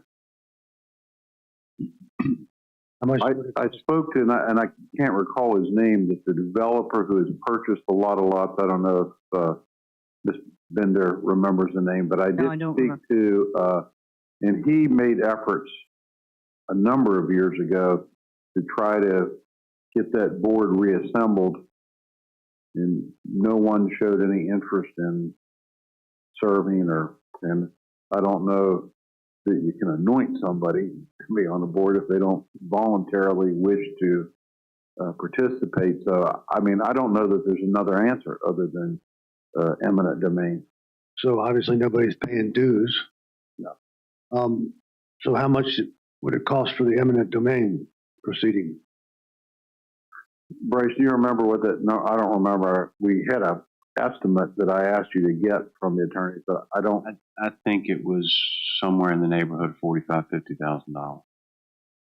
Without the fair market value. Does that sound right to you? I don't think it's quite that high, but don't quote me on any numbers. I was thinking it's lower than that. Maybe it wasn't. I thought it was close to that. I don't recall off the top of my head either. And we don't have an appraisal on what the value of the take would be, which would have to be placed with the court. Although I don't know who the court would be paying it to, since there's nobody in existence that would claim it somewhere else. It's a complication. We can't find people to constitute the entity so that we can deal with it. That's the easy route. If you can get people to come in, reconstitute the association pursuant to the bylaws, and then they could negotiate an easement. But you can't force it. Unless there's a board member who happens to know perhaps people who live over there in that area that, I've talked to a couple people, but they just don't show any interest in wanting to undertake such an effort. Is that in my district? No, it's in Lee's. So could you find some people, please? I can see what I can come up with. Jim, do something, right? Correct. But that's where Wyatt. Yeah, that would be the most cost-effective way to do it. You can't bypass that land, can you? No, I don't believe so. That's the lift station. That's that is the pump station. Mm-hmm. That area. So if that pump station isn't working, it won't lift to a hop yard? Correct, and it needs to be heavily modified, reconstructed. That's the reason we are seeking additional. The existing pump station would not be satisfactory to handle that. Yeah. So it sounds to me like this is a crucial part of the whole plan. So all the money that was spent for the send that away, if we don't do that. It's an essential part of the system. It's that simple. I guess you're going to have to spend the money. One of the things we've learned, at least I've learned in this whole process over a year, is how complicated easements are to get. You think it's easy, but it is not easy, especially when you negotiate with landowners. You have to find landowners, and then these very unique situations come up. Yeah, I just, given the history of the Service Authority, things get kicked down the road for years.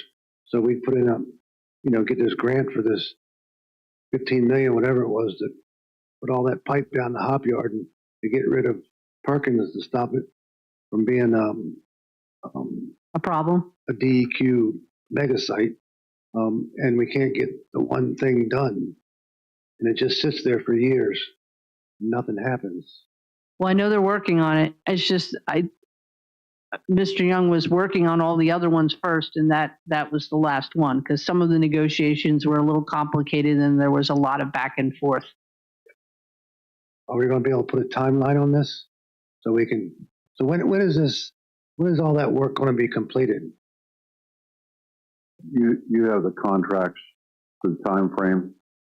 Yeah, all the work will be completed by November of 2026 at the latest. And how long does it take to do the condemnation process? Well, it would be a quick take, basically, where the attorneys would go before the court, present the information, the appraisal, and then I guess the judge would determine whether or not he would accept the value that we placed on it, and then it would be put in escrow for whomever to claim, but there's really no one to claim it. This is a little more complicated, and I've contacted the firm in Richmond that specializes in this because this is not something I would try to do. You always have to make a good faith effort to purchase before you ever condemn something, and we can't even do that. So the timeline he felt like was a little bit longer. I want to say a year. That sound right to you? I believe he said 6 months. 6 months. You get to file the certificate of take first, and so you can proceed on. I went back and looked at the email. It was about $37,000 plus the value of the take. And you're required to hold a public hearing too, correct, Mr. Chair? So that's why I think I had 45,000 in my mind. So, who's handling this? You or him or Mr. Razavi? All the above, and the firm in Richmond. So, Mr. Razavi, you're going to be here in November? I'll answer that for him. Yes. Okay. He's already given me his word to help see this through. Okay. It's quite an exaggeration.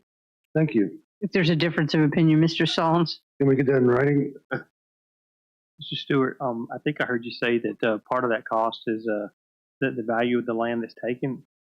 Where's that money go? If it's unopposed and there's nobody to give it to, The court holds it in escrow. State unclaimed money? You have to. I don't know. You have to. Part of the expenses and appraisal, which is $4,000 or $5,000, they will determine the value of that take, and if there's no one to give it to, it'll actually go into escrow with the general receiver of the court, and sometimes it sits there for a very long time. Look, could the judge in the order say how long it would sit there? Could he, does he have the authority to do that? How long the money would be in a time on the escrow? You can't get it back because that's, I mean, you cannot take private property without just compensation. It is against the Constitution of both the United States and Virginia Constitution. So, yeah, I suppose he could do something with it, but it's not going to come back to the county.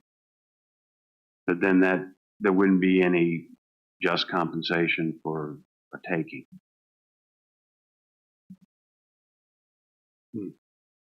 No, that's not the answer you wanted to hear, Mr. Collins, but it is just a little complicated. I just worry that will just sit there and we won't be able to fulfill the plan. No, we have to because we're under consent order, and which is a legally binding document, and as January 1st, 2027, Perkins Corner has to be gone. I asked Mr. Young if there was any chance that we could relocate it, but my understanding that's a low point where it would flow to there, so that wouldn't be a possible option. Correct.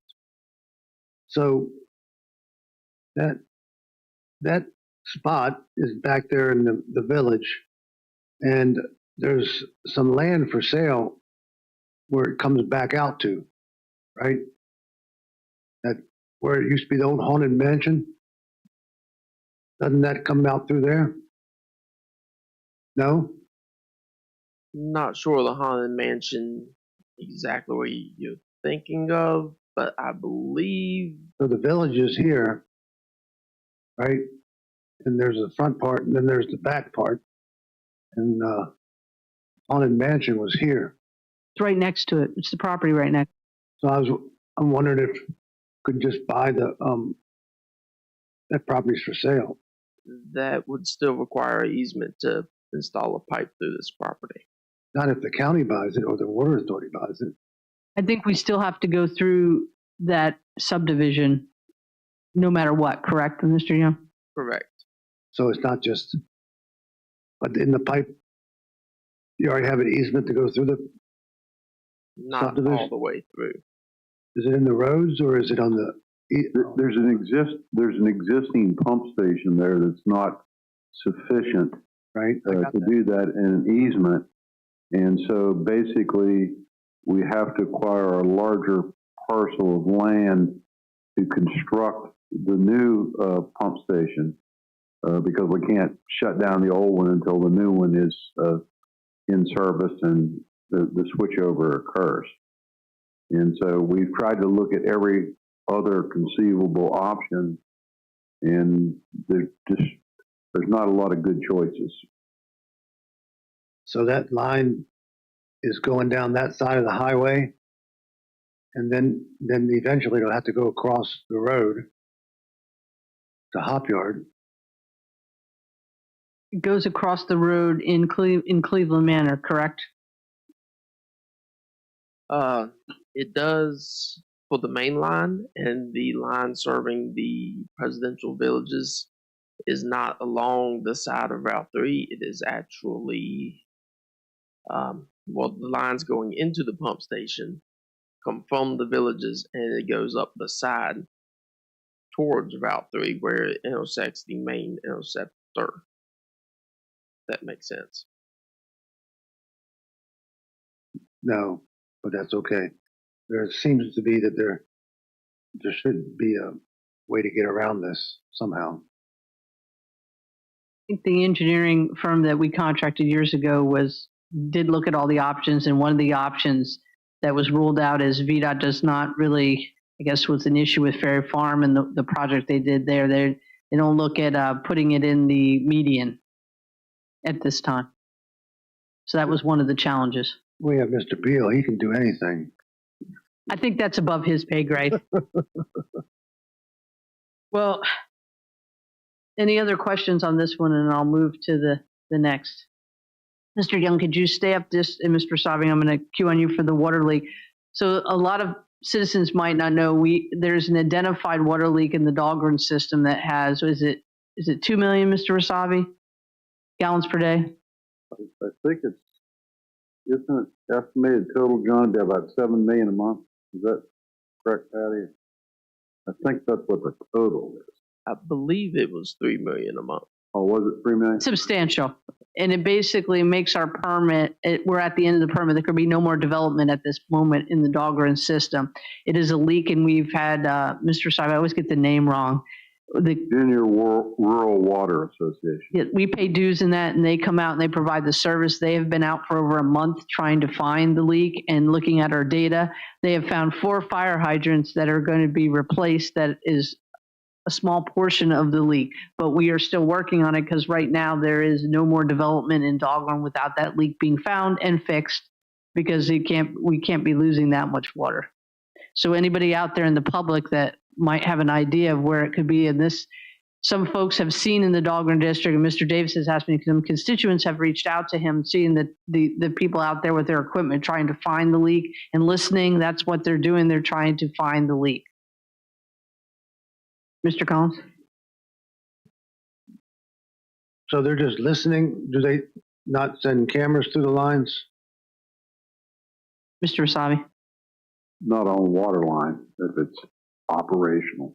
What they do is with the listening and so forth and devices they have, they can detect a leak and so forth. But that size of leak, if it was coming up anywhere on land, believe me, it wouldn't take very long to notice where it's at. That's what I'm talking about. It's probably under the water or the wetland. Well, that's what we thought. And I believe, John, they went down there to that site and they did not detect anything there. So it's kind of puzzling, to say the least. But they're still looking. and so forth, and we're going to try to fix those 4 fire hydrants. But as you well know, and I've told you on many occasions during our conversation, there's many things at the service authority that needs fixed. That's occurred over many years of not. You're right. And so you can't send a camera through there? Like when a person gets worked on, they send the camera through the working person. So why can't they send a camera through a working water main? You can utilize a camera in a sewer system, but when you're putting a camera down into a system that's providing water, that's not generally done. There's other companies who do more intensive examinations, because we've had situations where I've worked elsewhere where a leak is just very difficult to detect. And I guess we're going to wait until they conclude their work to see if they do come up with something, and then we'll have to figure out where we go from there. So can't you turn it off in one spot and see if, if you have valves in the right places? It's my understanding some of these areas don't have valves. Is that correct? No. Yeah. Right, but we want to find out where it's leaking. But you'd have a good idea to narrow it down. If you turn off this one and you turn off that one, and there's still more, 4 million gallons flowing more. And Mr. Collins, they have been also looking at our data, looking at our water meters, because we do have newer water meters. So it is an overall report. But when it is completed, and if there isn't enough of a solution, we will have to look at another firm possibly that might have some more equipment, because we need to find the leak, or development has stopped in the Dahlgren area. But you said 4 million gallons, right? About that, yeah. What, a day? I don't have that exact figure on me. I believe it's a month. It's a month. Yeah. You would think you'd be able to find 4 gallon. Not. The Choda's probably getting higher. But I just wanted to bring that up to everybody. I will tell you some of the equipment that we have, like the bar screen. Unfortunately, with tariffs and that, they are coming from other countries like Canada and Germany, correct, Mr. Eisenbeis, for the bar screen. So they have not been received yet. So it's taking a little longer to get some of these items. And these are items that keep being brought up by DEQ in corrective action plans. So I just wanted to make that aware, because we will probably get more of those corrective action plans until we get that equipment in place. But unfortunately, right now, it's taking a little longer to get some of these items that don't come from the United States. I wanted to tell you, we also have met with Bowman Engineering on the water master plan and on the wastewater treatment plant report that's going to be brought before the Board of Ideas. I have spoken to some folks. There's some contact with DEQ. They are actively waiting for this report, because there might be some funding, especially if we can start accepting septage of our own sludge haulers, to be able to, at DEQ, possibly maybe some funding to help us upgrade the plant. So that is a possibility out there. So when the report is ready, we can look at it and study it and see what we can afford and what we can put out, and try to get some federal and state funding, hopefully, for upgrading the water system. I mean, the wastewater treatment plant. We also had our biweekly. We have every biweekly. We do have a meeting with Bowden and our maintenance staff, Mr. Rasavi, Mr. Smolnik, and myself. We do meet to go over list of items that need to be done. So that was on the 8th, and we'll have one next week. And then on Friday, Mr. Robotham will be participating with Mr. Smolnik and Mr. Rasavi and some of our staff members in interviewing. I think we got over 20 candidates, right, for the general manager. We have picked out 8 to have Zoom and 3 in-person interviews, and we will narrow it down to 3. And then with those 3, they will come before the board to be interviewed to pick the general manager. So we are progressing, but we did a 2-stage report. I don't think you wanted to go through all 8 of them at one time. It's going to be an all-day affair on Friday from 9 to 6:30, interviewing all those candidates. So I just wanted to make everybody aware of that. Ms. Bender? Yes, Mr. So, Bryce, can you send air through that water line? That's a non-invasive. this water line also has to remain in service as well for all the customers. If I don't know if there's anything using air to detect leaks of this nature. Well, if it's underwater, like the creek or the wetland, you'll see it bubbling.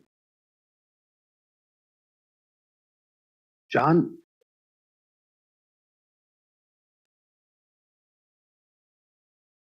So, John, back there, people couldn't hear at home. He said if you put air through the system, it'd be a whole nother nightmare.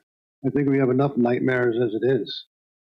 Well, I can just say they are actively looking. It's just like the easement. This has been a challenge, and we're working through that. And then with also, I wanted to point out, especially with the general manager, it's very important, as Mr. Collins, you have pointed out earlier, that we have a history of, I mean, those 12 pages of violation history that DEQ gave us last August was a wake-up call to make sure we get the right person in here to not only manage the embodying contract, manage our transition to an alternative water source, upgrades we need on our plants, utility billing. The couple of staff members left, and working with Mr. Smolnick closely for economic development and all that. It's important we get the right person in here that is the solution for the service authority and not staying in the same path we were for 30 years. So I just wanted to make that point known. And then I think the last thing. Who's going to be on the interview panel? It is Mr. Smolnick. Wait, help me out here if I remember. Mr. Savick, can you give me all the names? You put me on, well, I believe yourself, Mr. Smolnick, myself, Levita, and Lee. Mm-hmm. I don't recall. And somebody from HR. Yes. How about the engineer? I don't recall if he was on there or not, but we can certainly add him if you think that. I think that you ought to have all the people that can make the choices come to the board. Bryce, you can't go fishing then on Friday. Bryce, you're not going to be part of our party on Friday.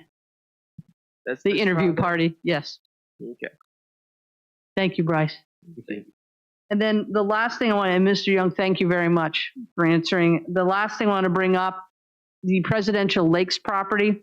We have cleared all the tanks off. Right now, what's left is the buildings. We did have the Homeowners Association president called thanking us for finally taking care of it. I did go over there today.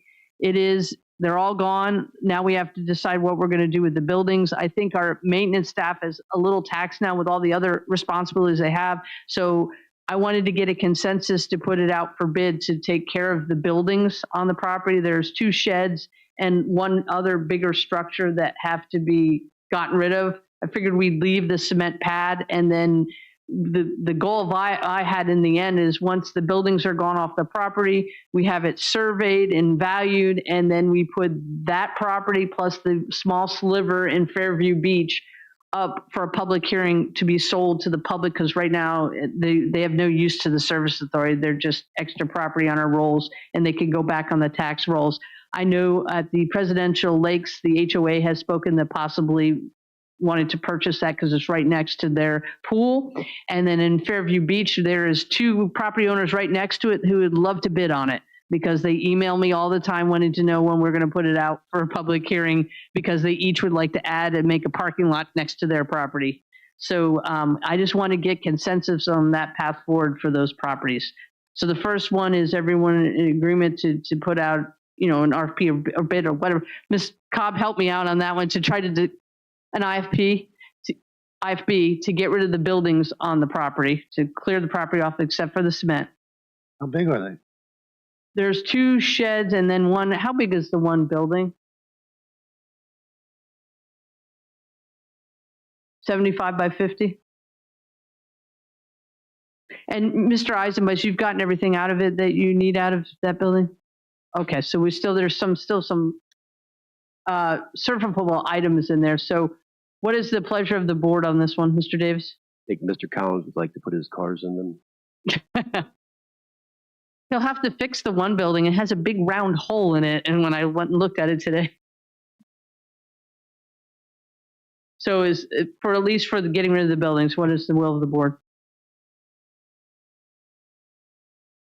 I think what you've mentioned so far is probably the best way forward. If we can't do anything with it, it's value it and move on. Mr. Davis? Well, can you sell them with the building still on them, or do we have to tear? I mean, that's the extra cost to tear them down. If people want to buy them, we just sell I them. guess we could. Sell them as is. Mr. Stewart? That's fine with me if we want to sell it as is. But it's safe. No. Maybe we don't want that liability then. That is part of the reason with the tanks. We got rid of the tanks because there were lovely teenagers that were finding a playground out in that facility. And the well, Mr. Young, the well is officially abandoned, correct, on that site? Yes. Whatever the best. I think everyone just tear them down if you have to, sell the properties off, or have a public hearing to do so. Okay. Consensus for everyone? Okay. That's all. That was the last thing I needed. So now we move on to the secondary public comment. Comments will be limited to 3 minutes per person. In order to afford everyone an opportunity to speak, please provide your full name and district when submitting your public comment so that it can be properly recorded and included in the public record. Pastor Shaw, I know you were dying to come up. Your hat. You don't have a hat for this one? Oh, he's got a bag of hats.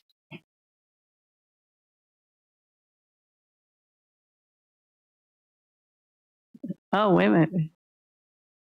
We get a vest. Your 3 minutes. Your 3 minutes is up. All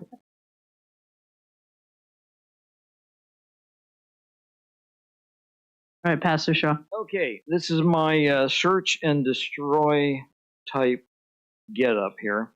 James Shaw, James Monroe District, columnist, Northern Next Sentinel, citizen journalist, kgmedia.top, not speaking in my capacity as EDA member. Search and rescue gear here. Members of the service, you guys stole my thunder. You know, this is supposed to be a surprise, but I gave you a little warning and it came up anyway. If you see something, say something. The service authority is dealing with the mystery. They have tried the obvious, tried the tried and true methods to find the source of a problem, but they have come up short. We got a couple of few million gallons per month of water that's missing in the Dahlgren district. And so I did some back of the envelope math, and at retail rates, it works out to be $2,000 per day. And so in my boldness, I think they need some help in addition to what they already have. So as a citizen journalist, I think it's appropriate that we take the next step forward and help in any way we can. So let us activate the eyes and ears of hundreds of King George County residents to help the service authority find this mystery leak so they can send their repair crew out with an extra large roll of duct tape to seal that thing up. Okay, that duct tape thing was a joke.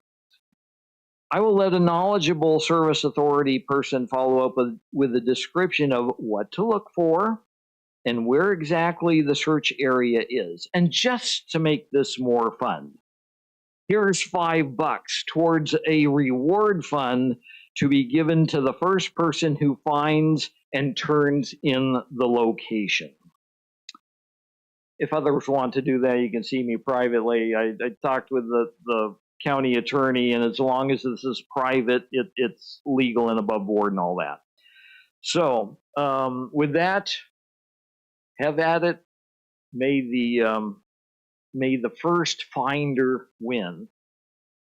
I'm waiting. Would love to give this to somebody. Put it in escrow.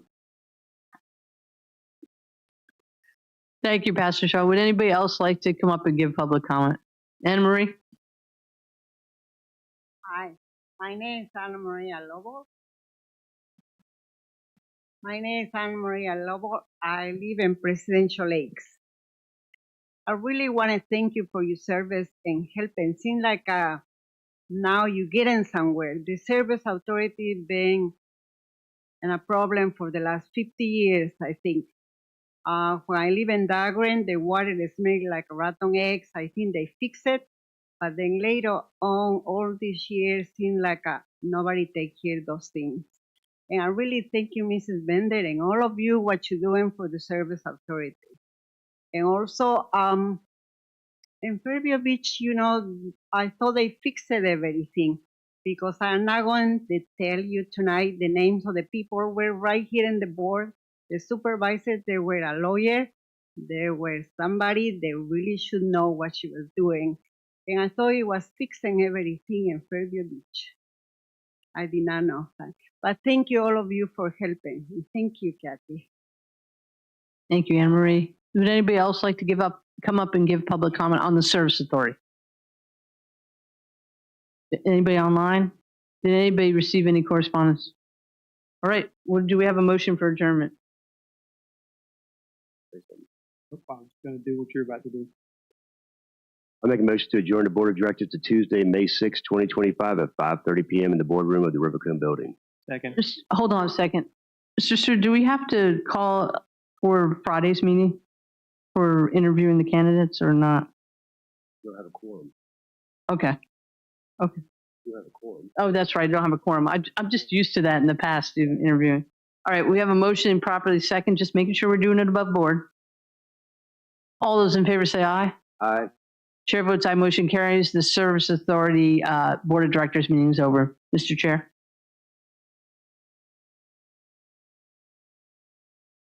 Mr. Collins, do you need a break or anything? You good?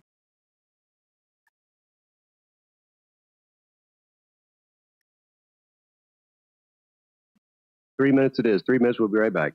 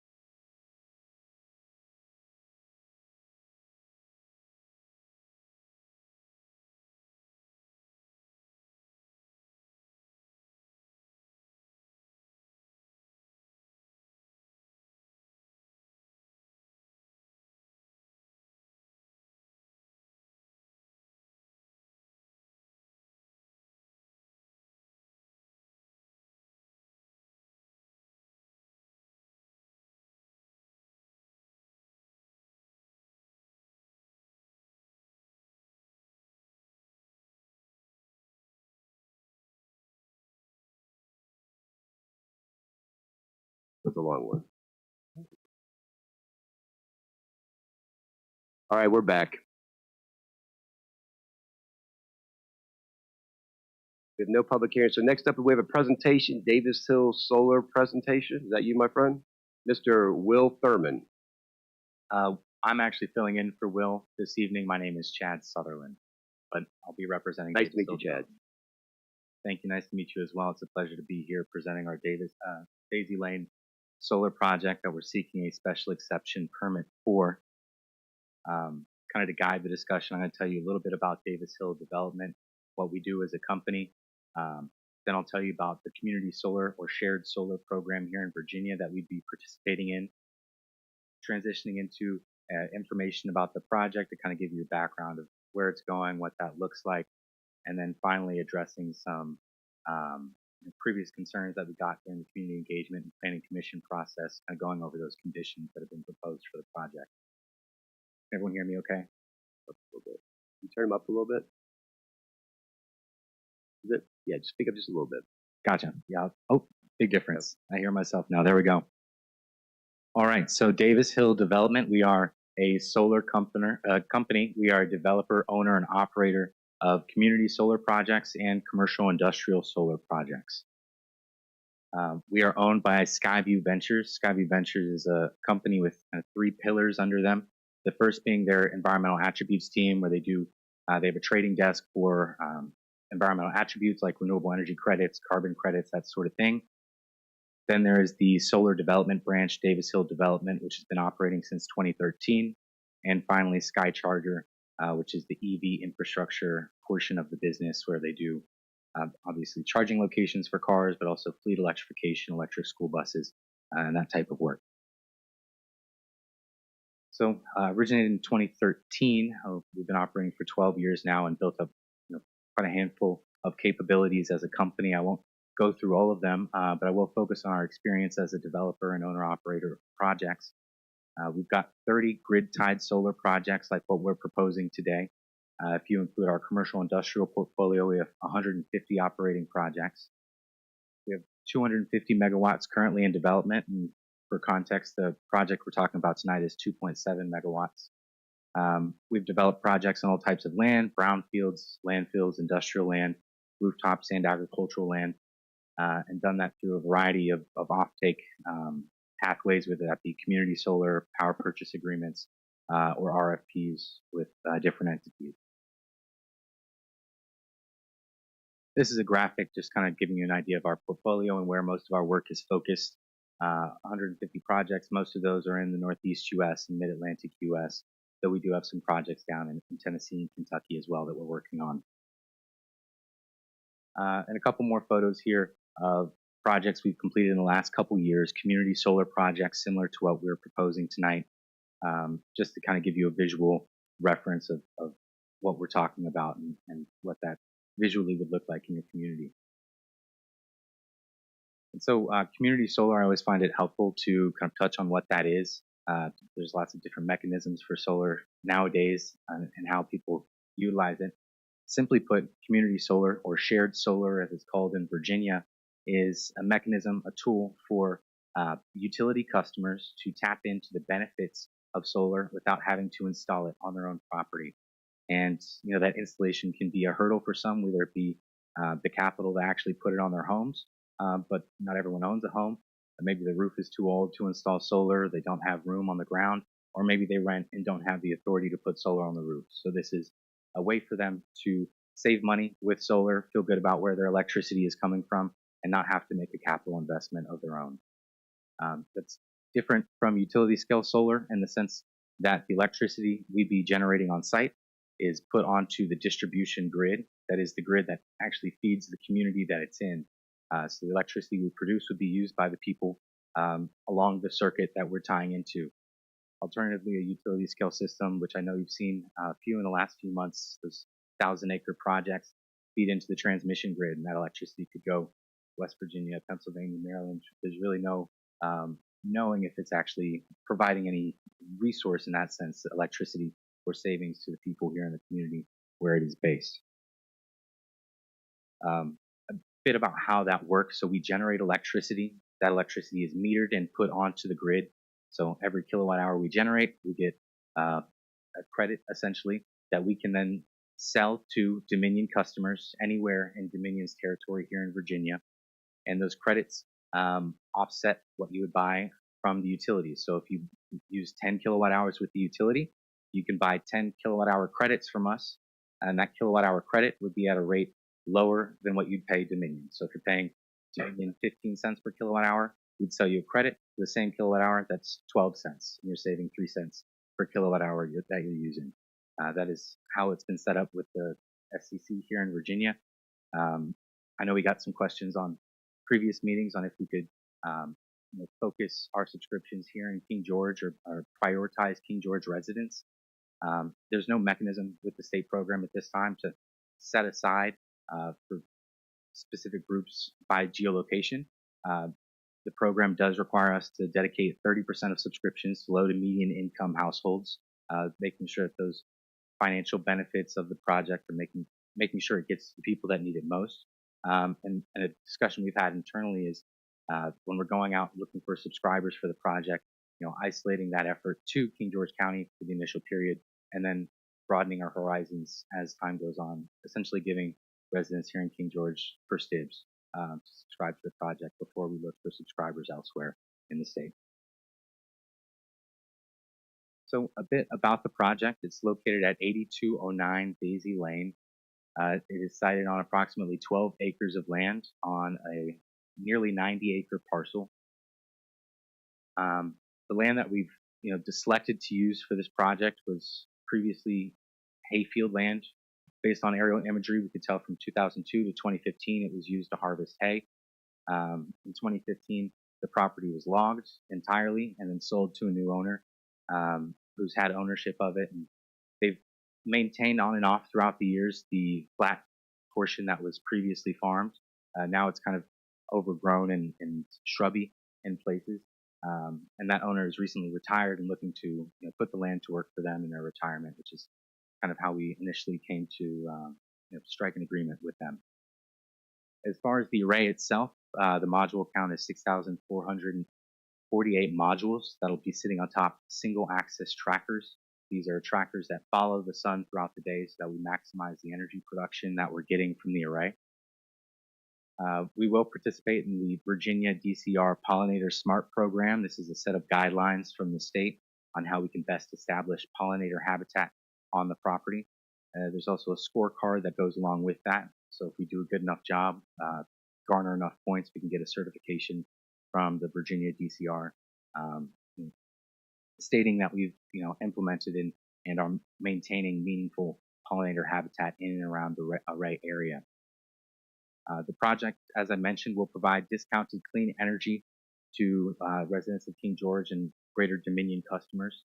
That discount is in that 10 to 15% range below Dominion's rates. And on that topic, Dominion is an investor-owned utility. They don't have a vested interest generally in keeping electricity prices low. So from that perspective, we are a competitor to Dominion. I know they've had some a $21 bill hike recently. And so it's programs like this that help combat rising prices in the utility space, which we're seeing more and more every year. The project, 2.7 megawatts AC, will generate enough electricity for 679 average U.S. households annually, which I believe would cover a lot of the Dahlgren area, if I'm not mistaken. And as I previously mentioned, we'd be dedicating 30% of the energy to low to medium income households. Here I've got the proposed concept plan. I don't have a lot to say about this diagram, but it's here for reference. If there's questions at the end, we can look back at the actual plan. A couple important things to mention, though. We proposed a 50-foot minimum setback from property lines and a 100-foot minimum setback from any residences following the property or near the property. And just to kind of give you perspective on how close we are to neighbors here, we've done a visual analysis to kind of put that into perspective. So you may be able to make out there's some yellow dots there with different vantage points, and we've highlighted a few here on the next slide that I'll walk you through. But I do want to point out, so you can see where the solar array will be kind of in the top right. and we've got a driveway coming to it around a half mile that we share with 2 other landowners. There's no residences on that property that are currently inhabited. So not driving by anybody's house that is living there. There is also a neighborhood to the west, the Fox Run subdivision, that uses Ernest Ellis Lane as access to their homes.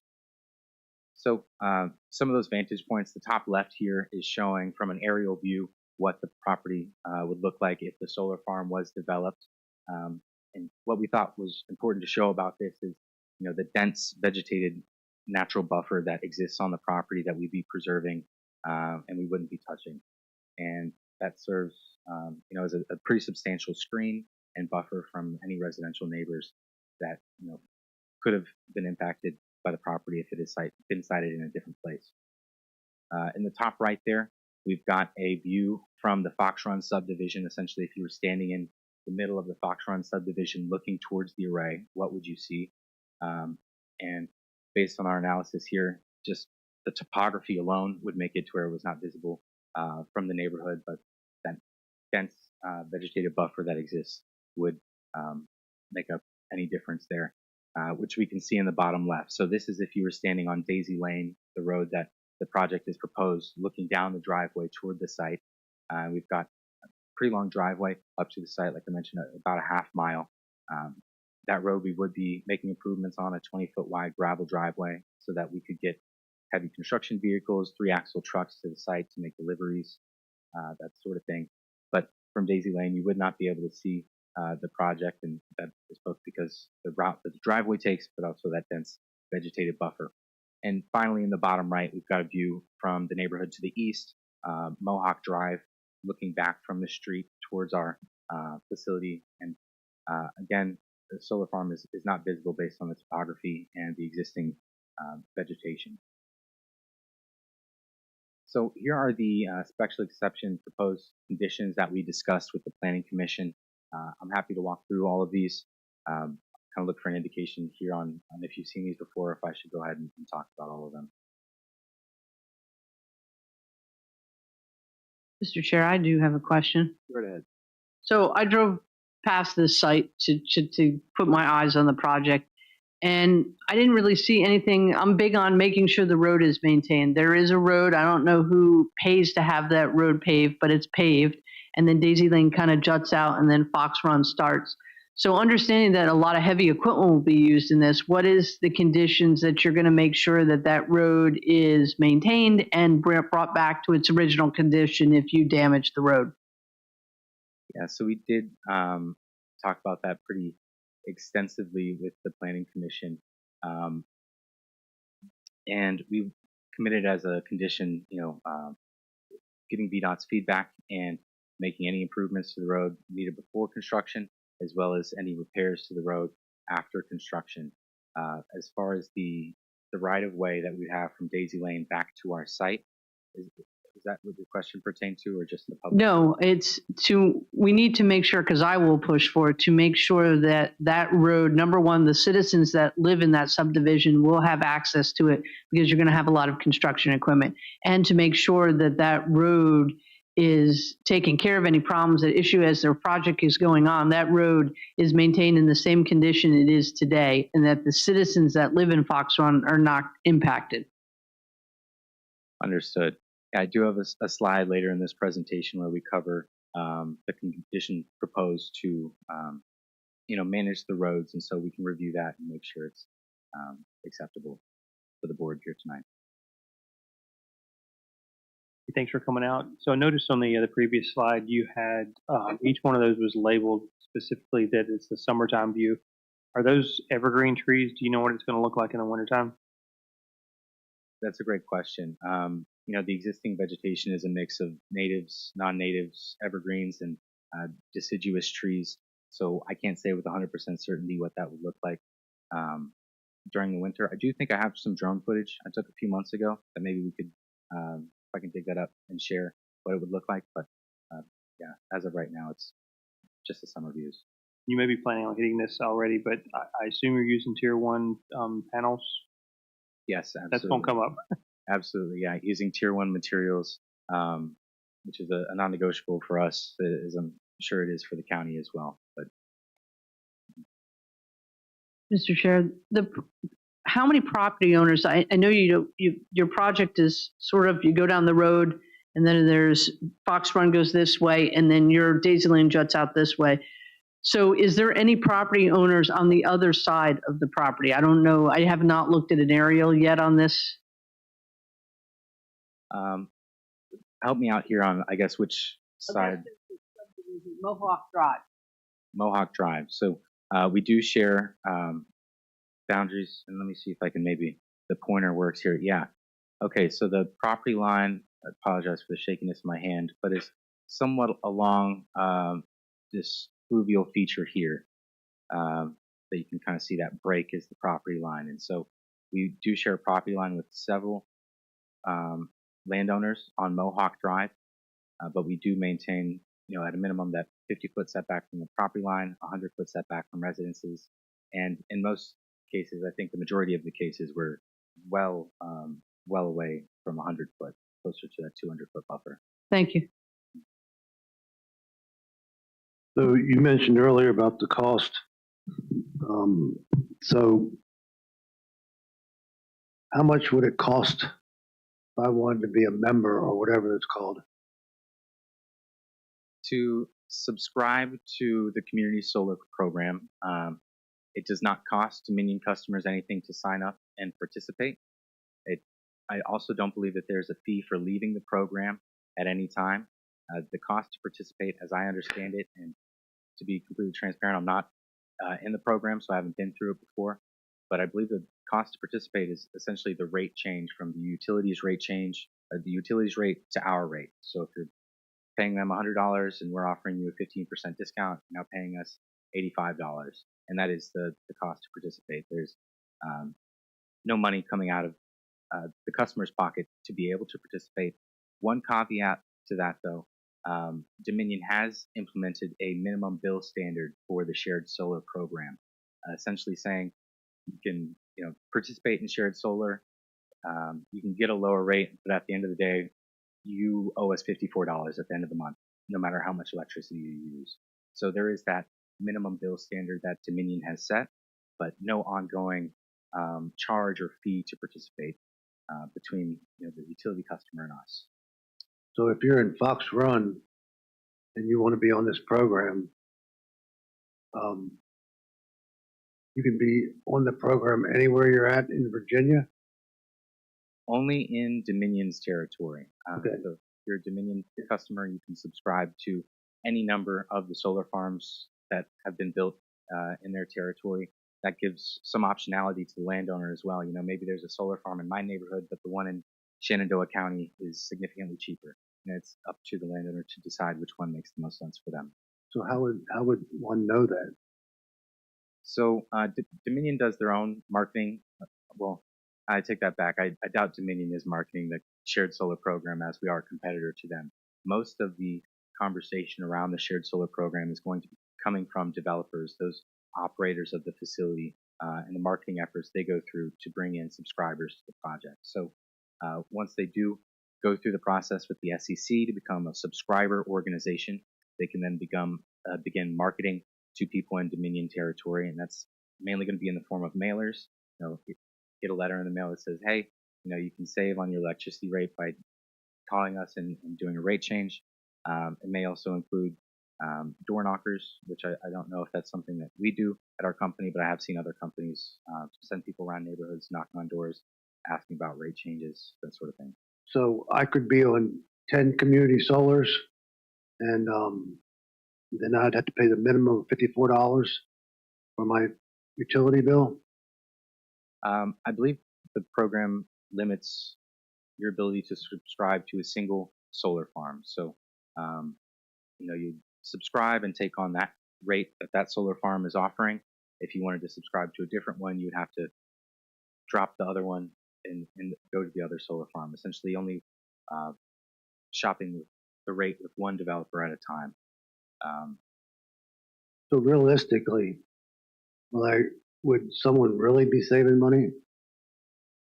Generally, people's, at least in my experience, electricity bill is more than $54 a month. So yes, the rate change would save them money, 10 to 15% on the electric rate portion of your bill. If you're spending $40 a month on electricity and signed up for the community solar program, you'd be paying now $54 a month. So it doesn't make sense for every customer, but for most customers, it certainly does. So you all get a different schedule then? We get to set our own electricity price. So the way that the program is set up with the SCC, Dominion wasn't meeting, at least this is how I understand it, Dominion wasn't meeting their goals. The SCC put this program in place it's a free market and provide some competition to Dominion on getting these renewables on the grid. Through that, we're allowed to set our own electricity prices while using Dominion's infrastructure to distribute the power. So we can control the price of the power that we're selling, and generally we're going to follow Dominion's prices, but 10 to 15% cheaper. So is there a contract period? No, there is no minimum period that you have to participate in the program. You can sign up for a month, decide that doesn't make sense for me or I don't like it, notify the developer to take you out of the program, and they will.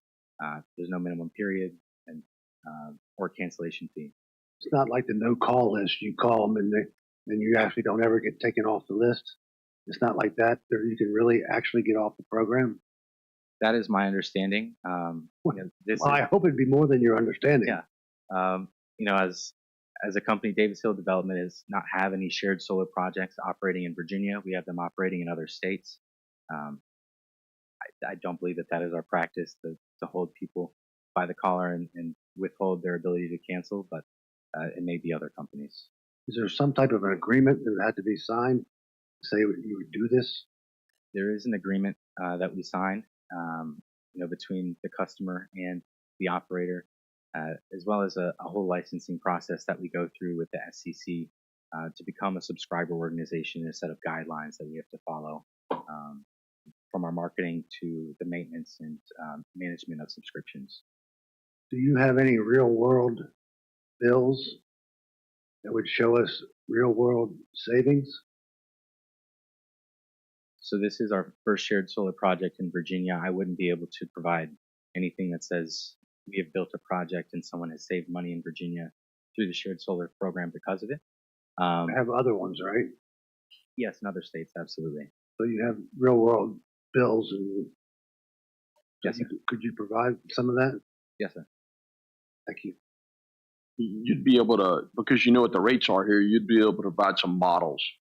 Absolutely. Typical household use is this, and based on your model, this would be the savings. So that's what I think he's looking for. Yes, but there's only 650 people allowed in. 650 households. No, so that was just an estimate of the electricity we believe that we'll be generating. Just to contextualize how much electricity that is. The subscription that we're selling are on that kilowatt hour basis or blocks. I'm not sure exactly what block size we'd be going with, but it could be 10 kilowatt hours, 20 kilowatt hours, sections of 10. But sorry, I lost track there a little bit. But so there's 27,000 or 28,000 people in King George, and I don't know how many houses. 6,000 houses in King George. Anyhow, so that's 6,000. Let's say 6,000 is the number. So if King George got really excited about getting in this, you would have a limit. Like, how would that work? Closest to the plant or what? Great question. So it is first come, first serve, those subscriptions. As far as who expresses interest in participating, first is who would sign up as subscriptions. There may be some preference for large anchor tenants. So if we had, a large nonprofit, a school district, that sort of thing that wanted to participate and use 25% of the subscriptions, we might have some preference for that over individual residential customers. I can't say exactly how that would be managed by, the people above me, but that is a possibility. So after you do the schools and all the other organizations that I'm sure would have an interest in this, and then you do 30% low income, there wouldn't be a whole lot left, would there? No, I mean, our intention and our hope would have the project be fully subscribed, with people wanting to subscribe to the project. So what we're proposing here is not an end-all be-all solution to energy here in King George County. There is a statistics by the DOE that I could share that it was kind of an estimate. A city of 100,000 people needs 5 or 6 of these community solar projects to really serve all of its needs. So we are just one project seeking to serve a portion of the community, essentially. So what's the opportunity cost of subscribing? Or in other words, what am I giving up? It seems like a no-brainer, to get cheaper electricity. But as a customer, what are the risks that I'm assuming? That's a good question. Maybe something I should do more research into. I think that biggest cost there is that minimum bill, where it simply just might not make sense for your electrical usage or your account. But for most people, I do think it is kind of a no-brainer to apply to the program. All right. So you guys have handled like the rural areas like this before in other parts? Yes, I would say this is actually one of our probably less rural projects that we've done. Yeah, I remember that. I know that property out there. I know where the lighter green trees, all that stuff used to be cleared out at one point in time. You guys see yourself having to clear out more of those trees around it, or is it sufficient how it is? No, sir. So the only trees, and I've got another aerial image in here I could skip to, and we can work our way back to it. But we'll be preserving the majority of mature, not the majority, all of the mature forested land around that 12 acres that previously used to be hayfield. The only clearing that we'll be doing is to that area that used to be hayfield that doesn't have the mature timber on it. Things are pretty scrubby, a couple inches in diameter at this point. And the property owned by the house at the top of the clearing, the end of Daisy Lane, there's a house. Is that? Yeah, there is a double wide trailer there. I believe I was put there in the 80s. I think it stopped being used around 2009. It's currently not being used. However, the landowner does want it to stay on the property. She's got future plans potentially for using it for her own personal reasons. And there's a well there and septic as well. And then as far as the years down the line, the decommissioning, and is there bonds in place or whatever that takes care of all that? I mean, how does that work? I do think we are proposing a decommissioning bond. We'll have a team of engineers come up with an estimated cost to remove the system and pay a significant portion toward that bond, as well as a percentage of it each year to be held in escrow, essentially. So if we go out of business or are just non-compliant at the end of the project lifetime, that there is money set aside that could be executed for the decommissioning of the system. Spender? Is based on that decommissioning, is there an escalator like every 5 years it would have to be reevaluated because costs do go up?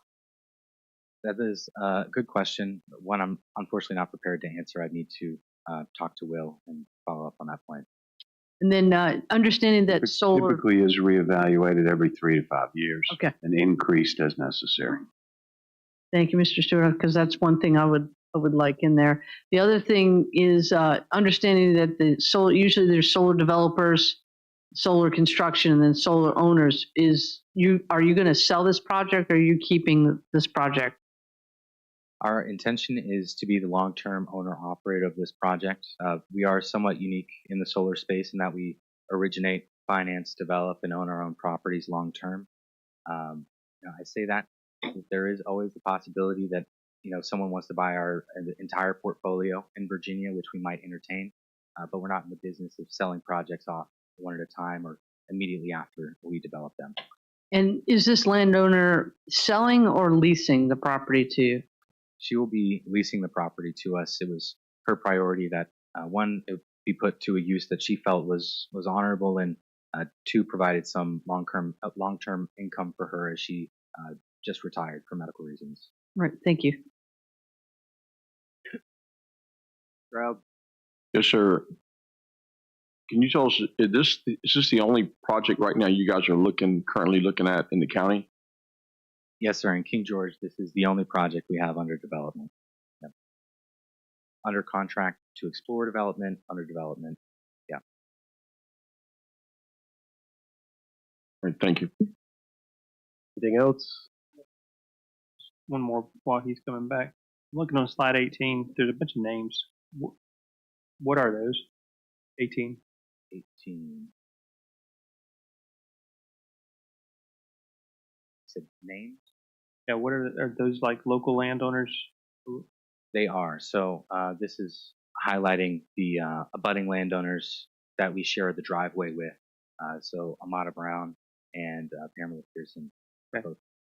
The names inside the container area there, is that the owner? Yes, Jen Chang is the owner. It's privately owned? It is privately owned. Mr. Collins? Yes, sir. So I was walking around Fox Run the other day getting petitions signed, and people asked me a lot of questions, and I didn't have a bunch of answers because I mean I've looked into this, but I don't have all the answers. So do you have a contract on that piece of property? We do have a lease option agreement executed with the landowner at this time. So you're going to lease the property? Our plan is to lease it once we get closer to construction if we were to secure approvals. So do you have access to that property? We do have access to the property currently as needed for collecting drone footage, surveying, wetland delineation, that sort of thing. Have you walked the property? I have. I was the original originator of the project. I've been there several times. Okay. Is there a way we can get on that property? Jen is pretty amenable. I'm sure she wouldn't mind. Well, I'd like to have written permission. Sure.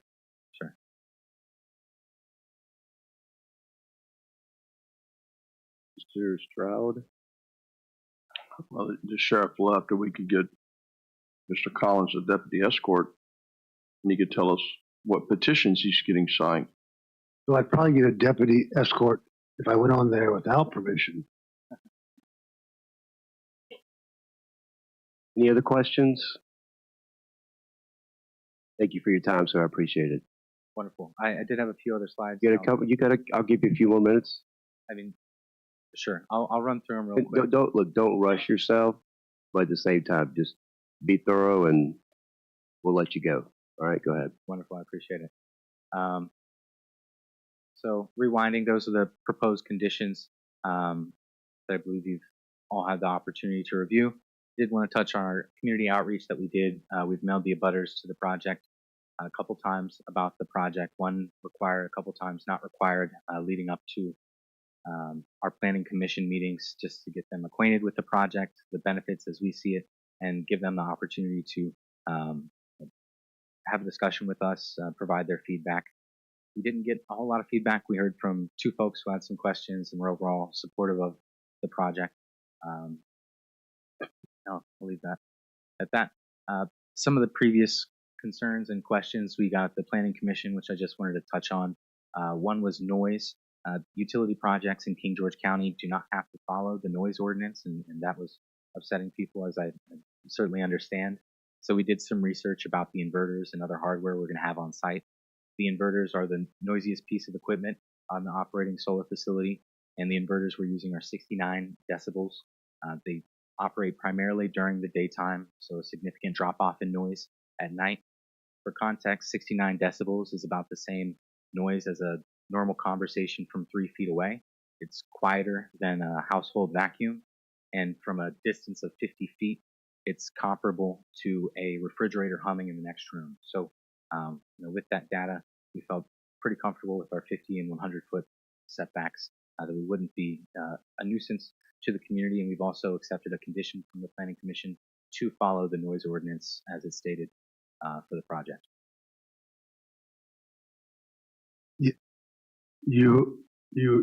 I was coming along with this project until you started saying we don't have to follow an ordinance. And then it just cut off for me.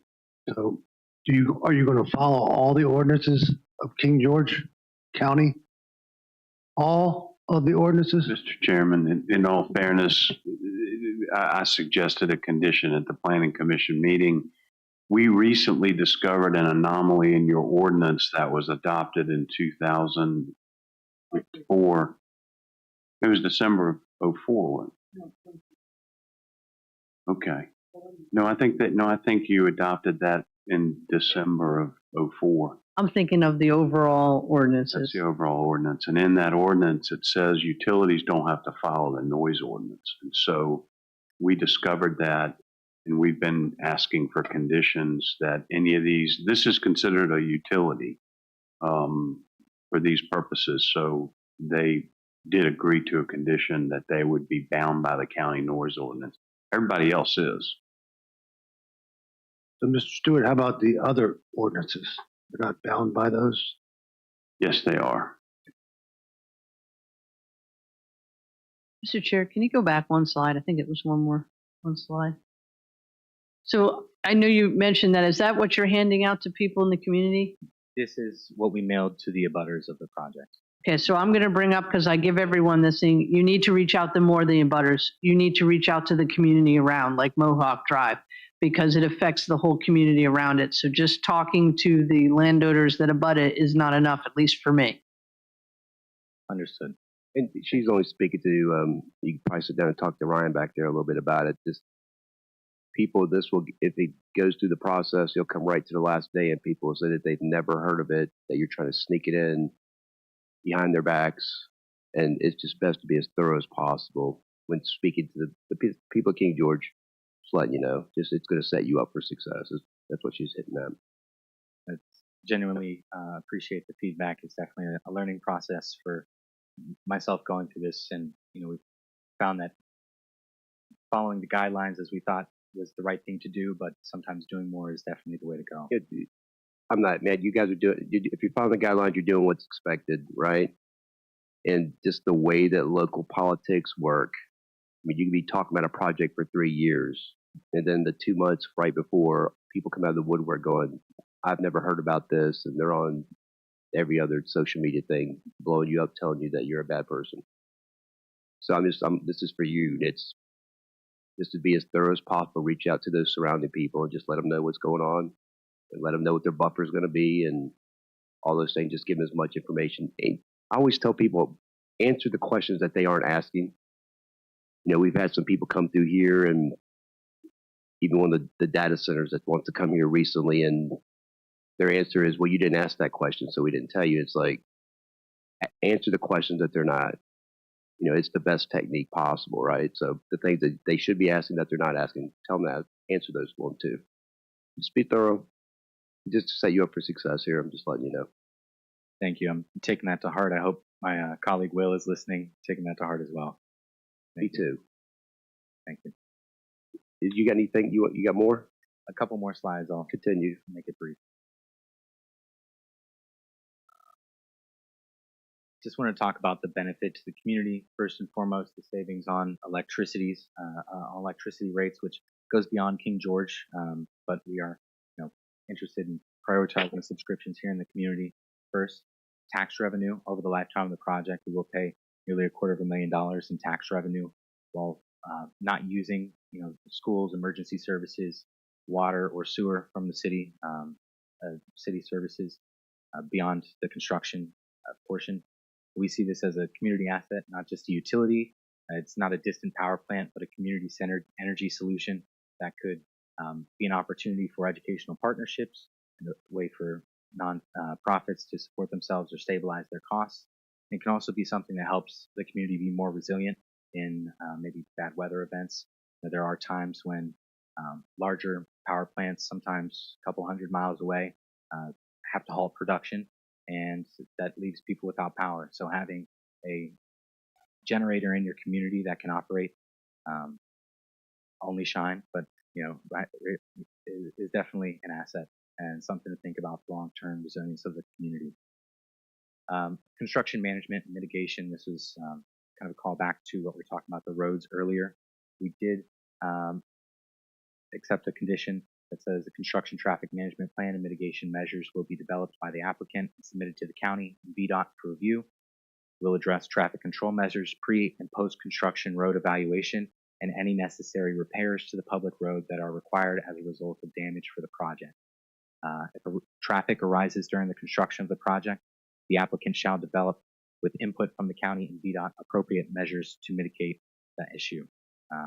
So if I think we're satisfied with that condition, but definitely if you feel that we need to bulk that up some, let us know.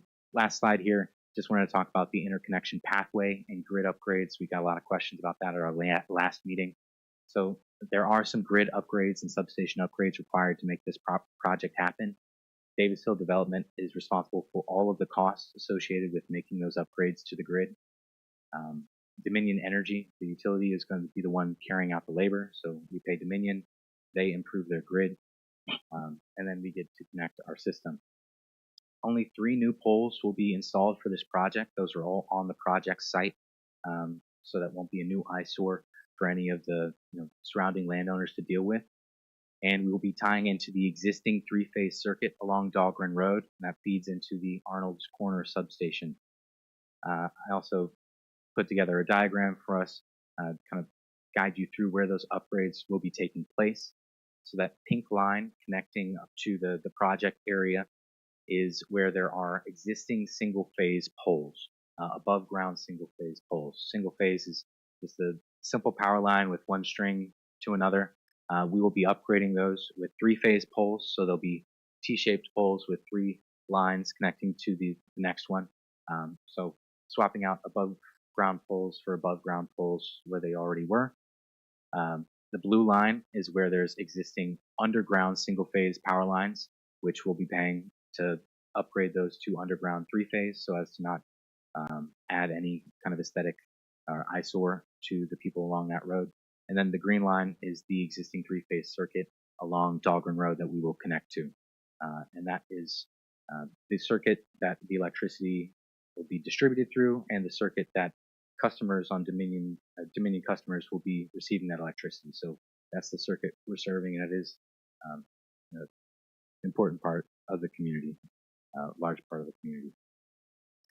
And so with that, that's all I had to share today about the project. Happy to answer any questions you have.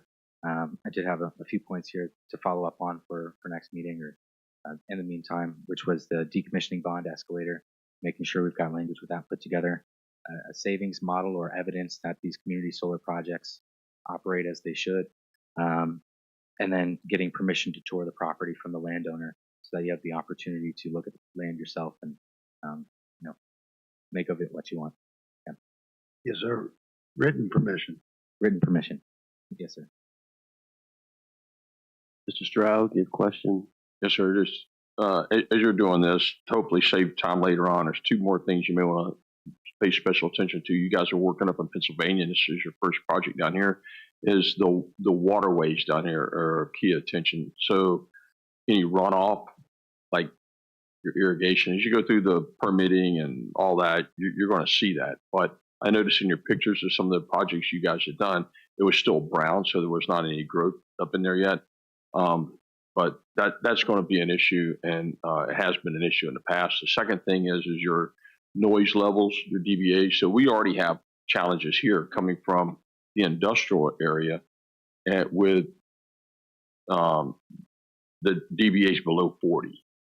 Okay, I mean, just saying the complaints coming in, and it's the way there is a county employee. His name is Mr. Mike Newchuk, and he's a good person to speak to about that. Remind me, what was his first name, Mr. Newchuk? Michael Newchuk. He's not here tonight, but he knows all about it. He deals with it frequently. That's all. Thank you, sir. Thank you. I appreciate your comments. Thank you. All right. Appreciate it. Thank you very much. Thank you very much. All right, let's move along now. Thank you, Mr. David Beal. So, did it go in front of the planning commission already? Yes. And what was their recommendation? 8 what? Okay, thank you.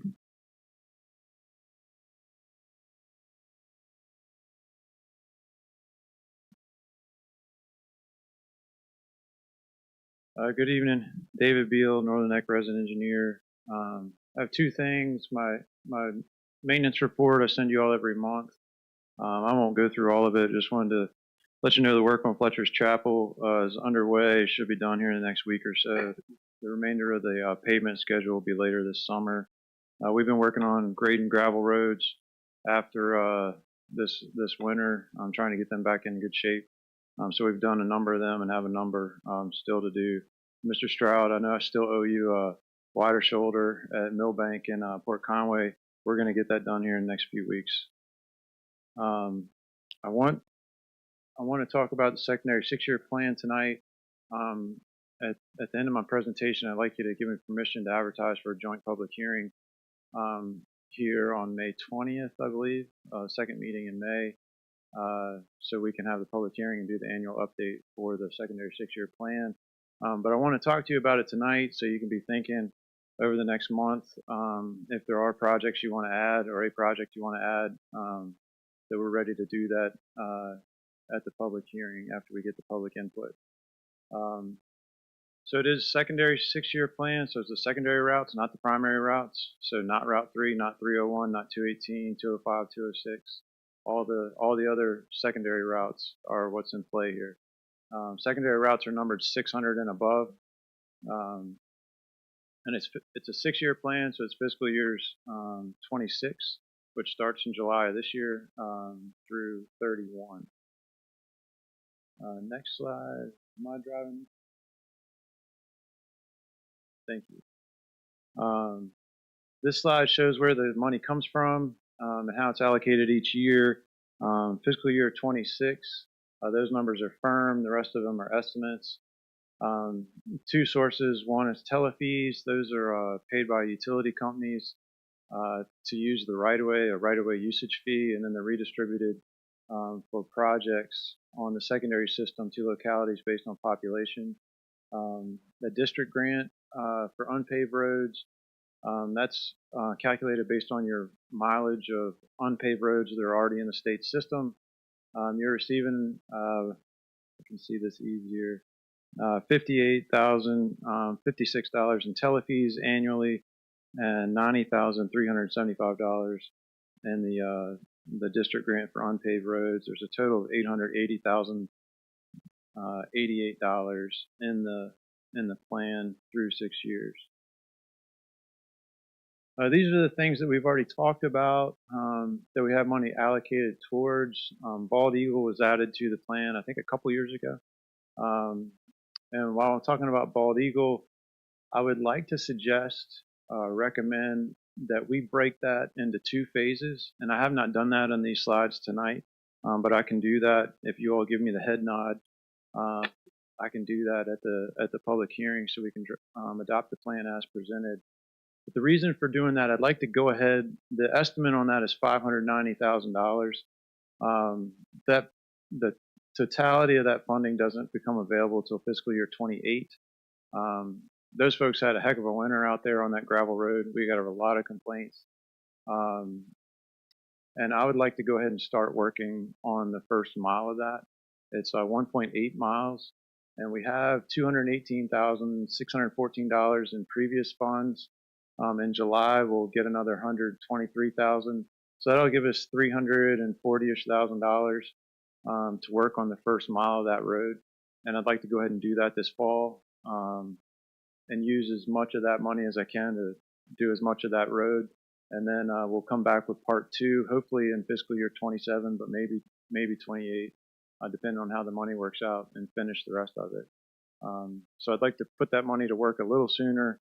Most of that traffic is in the first mile of that road, so I think we can do a lot of good a few years sooner if you all are willing to break that into 2 phases. The estimate would stay the same. It would just get us working on the first part sooner. Since this is in my district, and I got those same emails from Bald Eagle that I forwarded on to you, that is where the newer houses were, the 10-acre lots that were part of the golf course, correct? Right.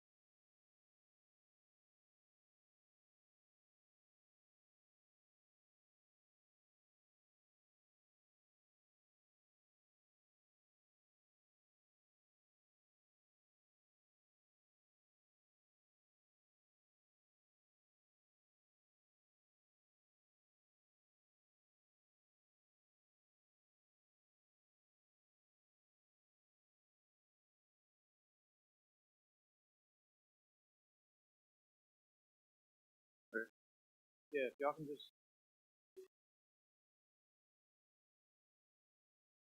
Approved. Thank you, sir. Yeah. Mr. Chair, I move that King George County Board of Supervisors convene in a closed session pursuant to Section 2.2-3711.a.1 for discussion of assignment, appointment, promotion, performance, demotion, salaries, disciplining, or resignation of specific public officers, appointees, or employees of any public body. I invite the county administrator, county attorney as needed because they are deemed necessary and/or their presence will reasonably aid the board in its consideration of one or more of the topics to be discussed pursuant to Virginia Code Section 2.2-3712F. Second. Motion properly second. Any further discussion? All in favor say aye. Aye. In closed session.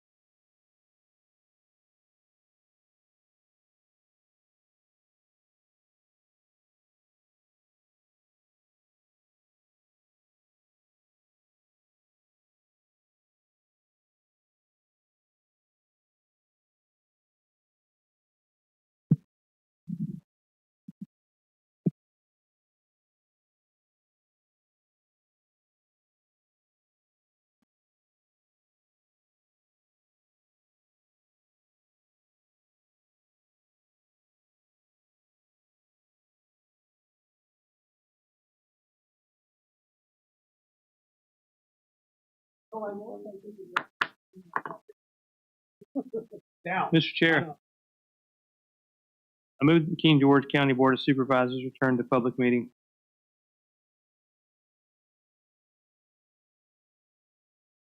Second. Motion properly second. Any further discussion? All in favor say aye. Aye. Aye. Chair votes aye. Motion passes. Mr. Chair, I move that the King George County Board of Supervisors certify by vote that only public business matters lawfully exempted from open meeting requirements by Virginia law, and only such public business matters as were identified in the motion convening the closed meeting were heard, discussed, or considered during the closed meeting, Second. and no action was taken. Motion properly seconded. By roll call, Mr. Stroud. So certified. Bender. So certify. Mr. Collins. So certified. Sullins. So certify. Yes, certifies. We are back in open session. Where we at now? Action. All right, Mr. Smolnick, operating budget. So, Mr. Chairman, members of the board, I know we had a lengthy work session on Friday. The reason for the convening tonight to talk about this, I'm requesting that the Board of Supervisors authorize me to advertise a public hearing for the FY26 budget in the amount of $138,458,371, and to advertise tax rate for real property at 68 cents per $100 of assessed value, and personal property at $3.25 per $100 of assessed value. So moved. I just have a question. Motion probably seconded for discussion. Bender. I just have a question on what we asked for the outside agency. Is that, where is that coming from? Is that? So the extra outside agencies, the bottom right-hand corner, this will be pulled from the general fund. The contingency. I'm sorry. Yes, the contingency. So I amended this during the meeting here. So I added in Powerhouse at 10,000. I just wanted to clarify. Any further discussion? Mr. Collins, how do you vote? Hey. Stroud. Yay. Sullins. Yay. Bender. Aye. Chair votes aye. Motion passes. We'll have this at the May 6th board meeting as a public hearing.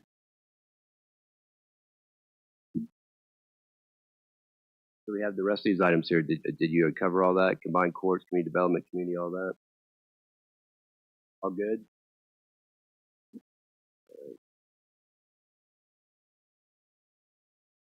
Yep, that's where we're at. All right. You have anything else to report? You say nay or yes? Yes. All right, it sounded like a nay. All right. You have anything else to report, Mr. Smolnick? Nothing that can't wait another 2 weeks. No, sir. I think everything is. Are you sure we got another 12 minutes? Okay. Still all the time. All right, secondary public comment. Comments will be limited to 3 minutes per person. Afford everyone a chance to speak. State your full name, district, what you vote, so it can be included in the public record. Is there anyone who would like to speak? Seeing none, is there any online? Has anyone received any correspondence? All right, at this point in time, I will close the secondary public comment. I am looking for a motion. Mr. Chair, I move that we adjourn the Board of Supervisors to Tuesday, May 6, 2025 at 5:30 p.m. in the boardroom of the Rebercombe Building. Second. Motion properly seconded. Any further discussion? All in favor say aye. Aye. Chair votes aye. We are adjourned.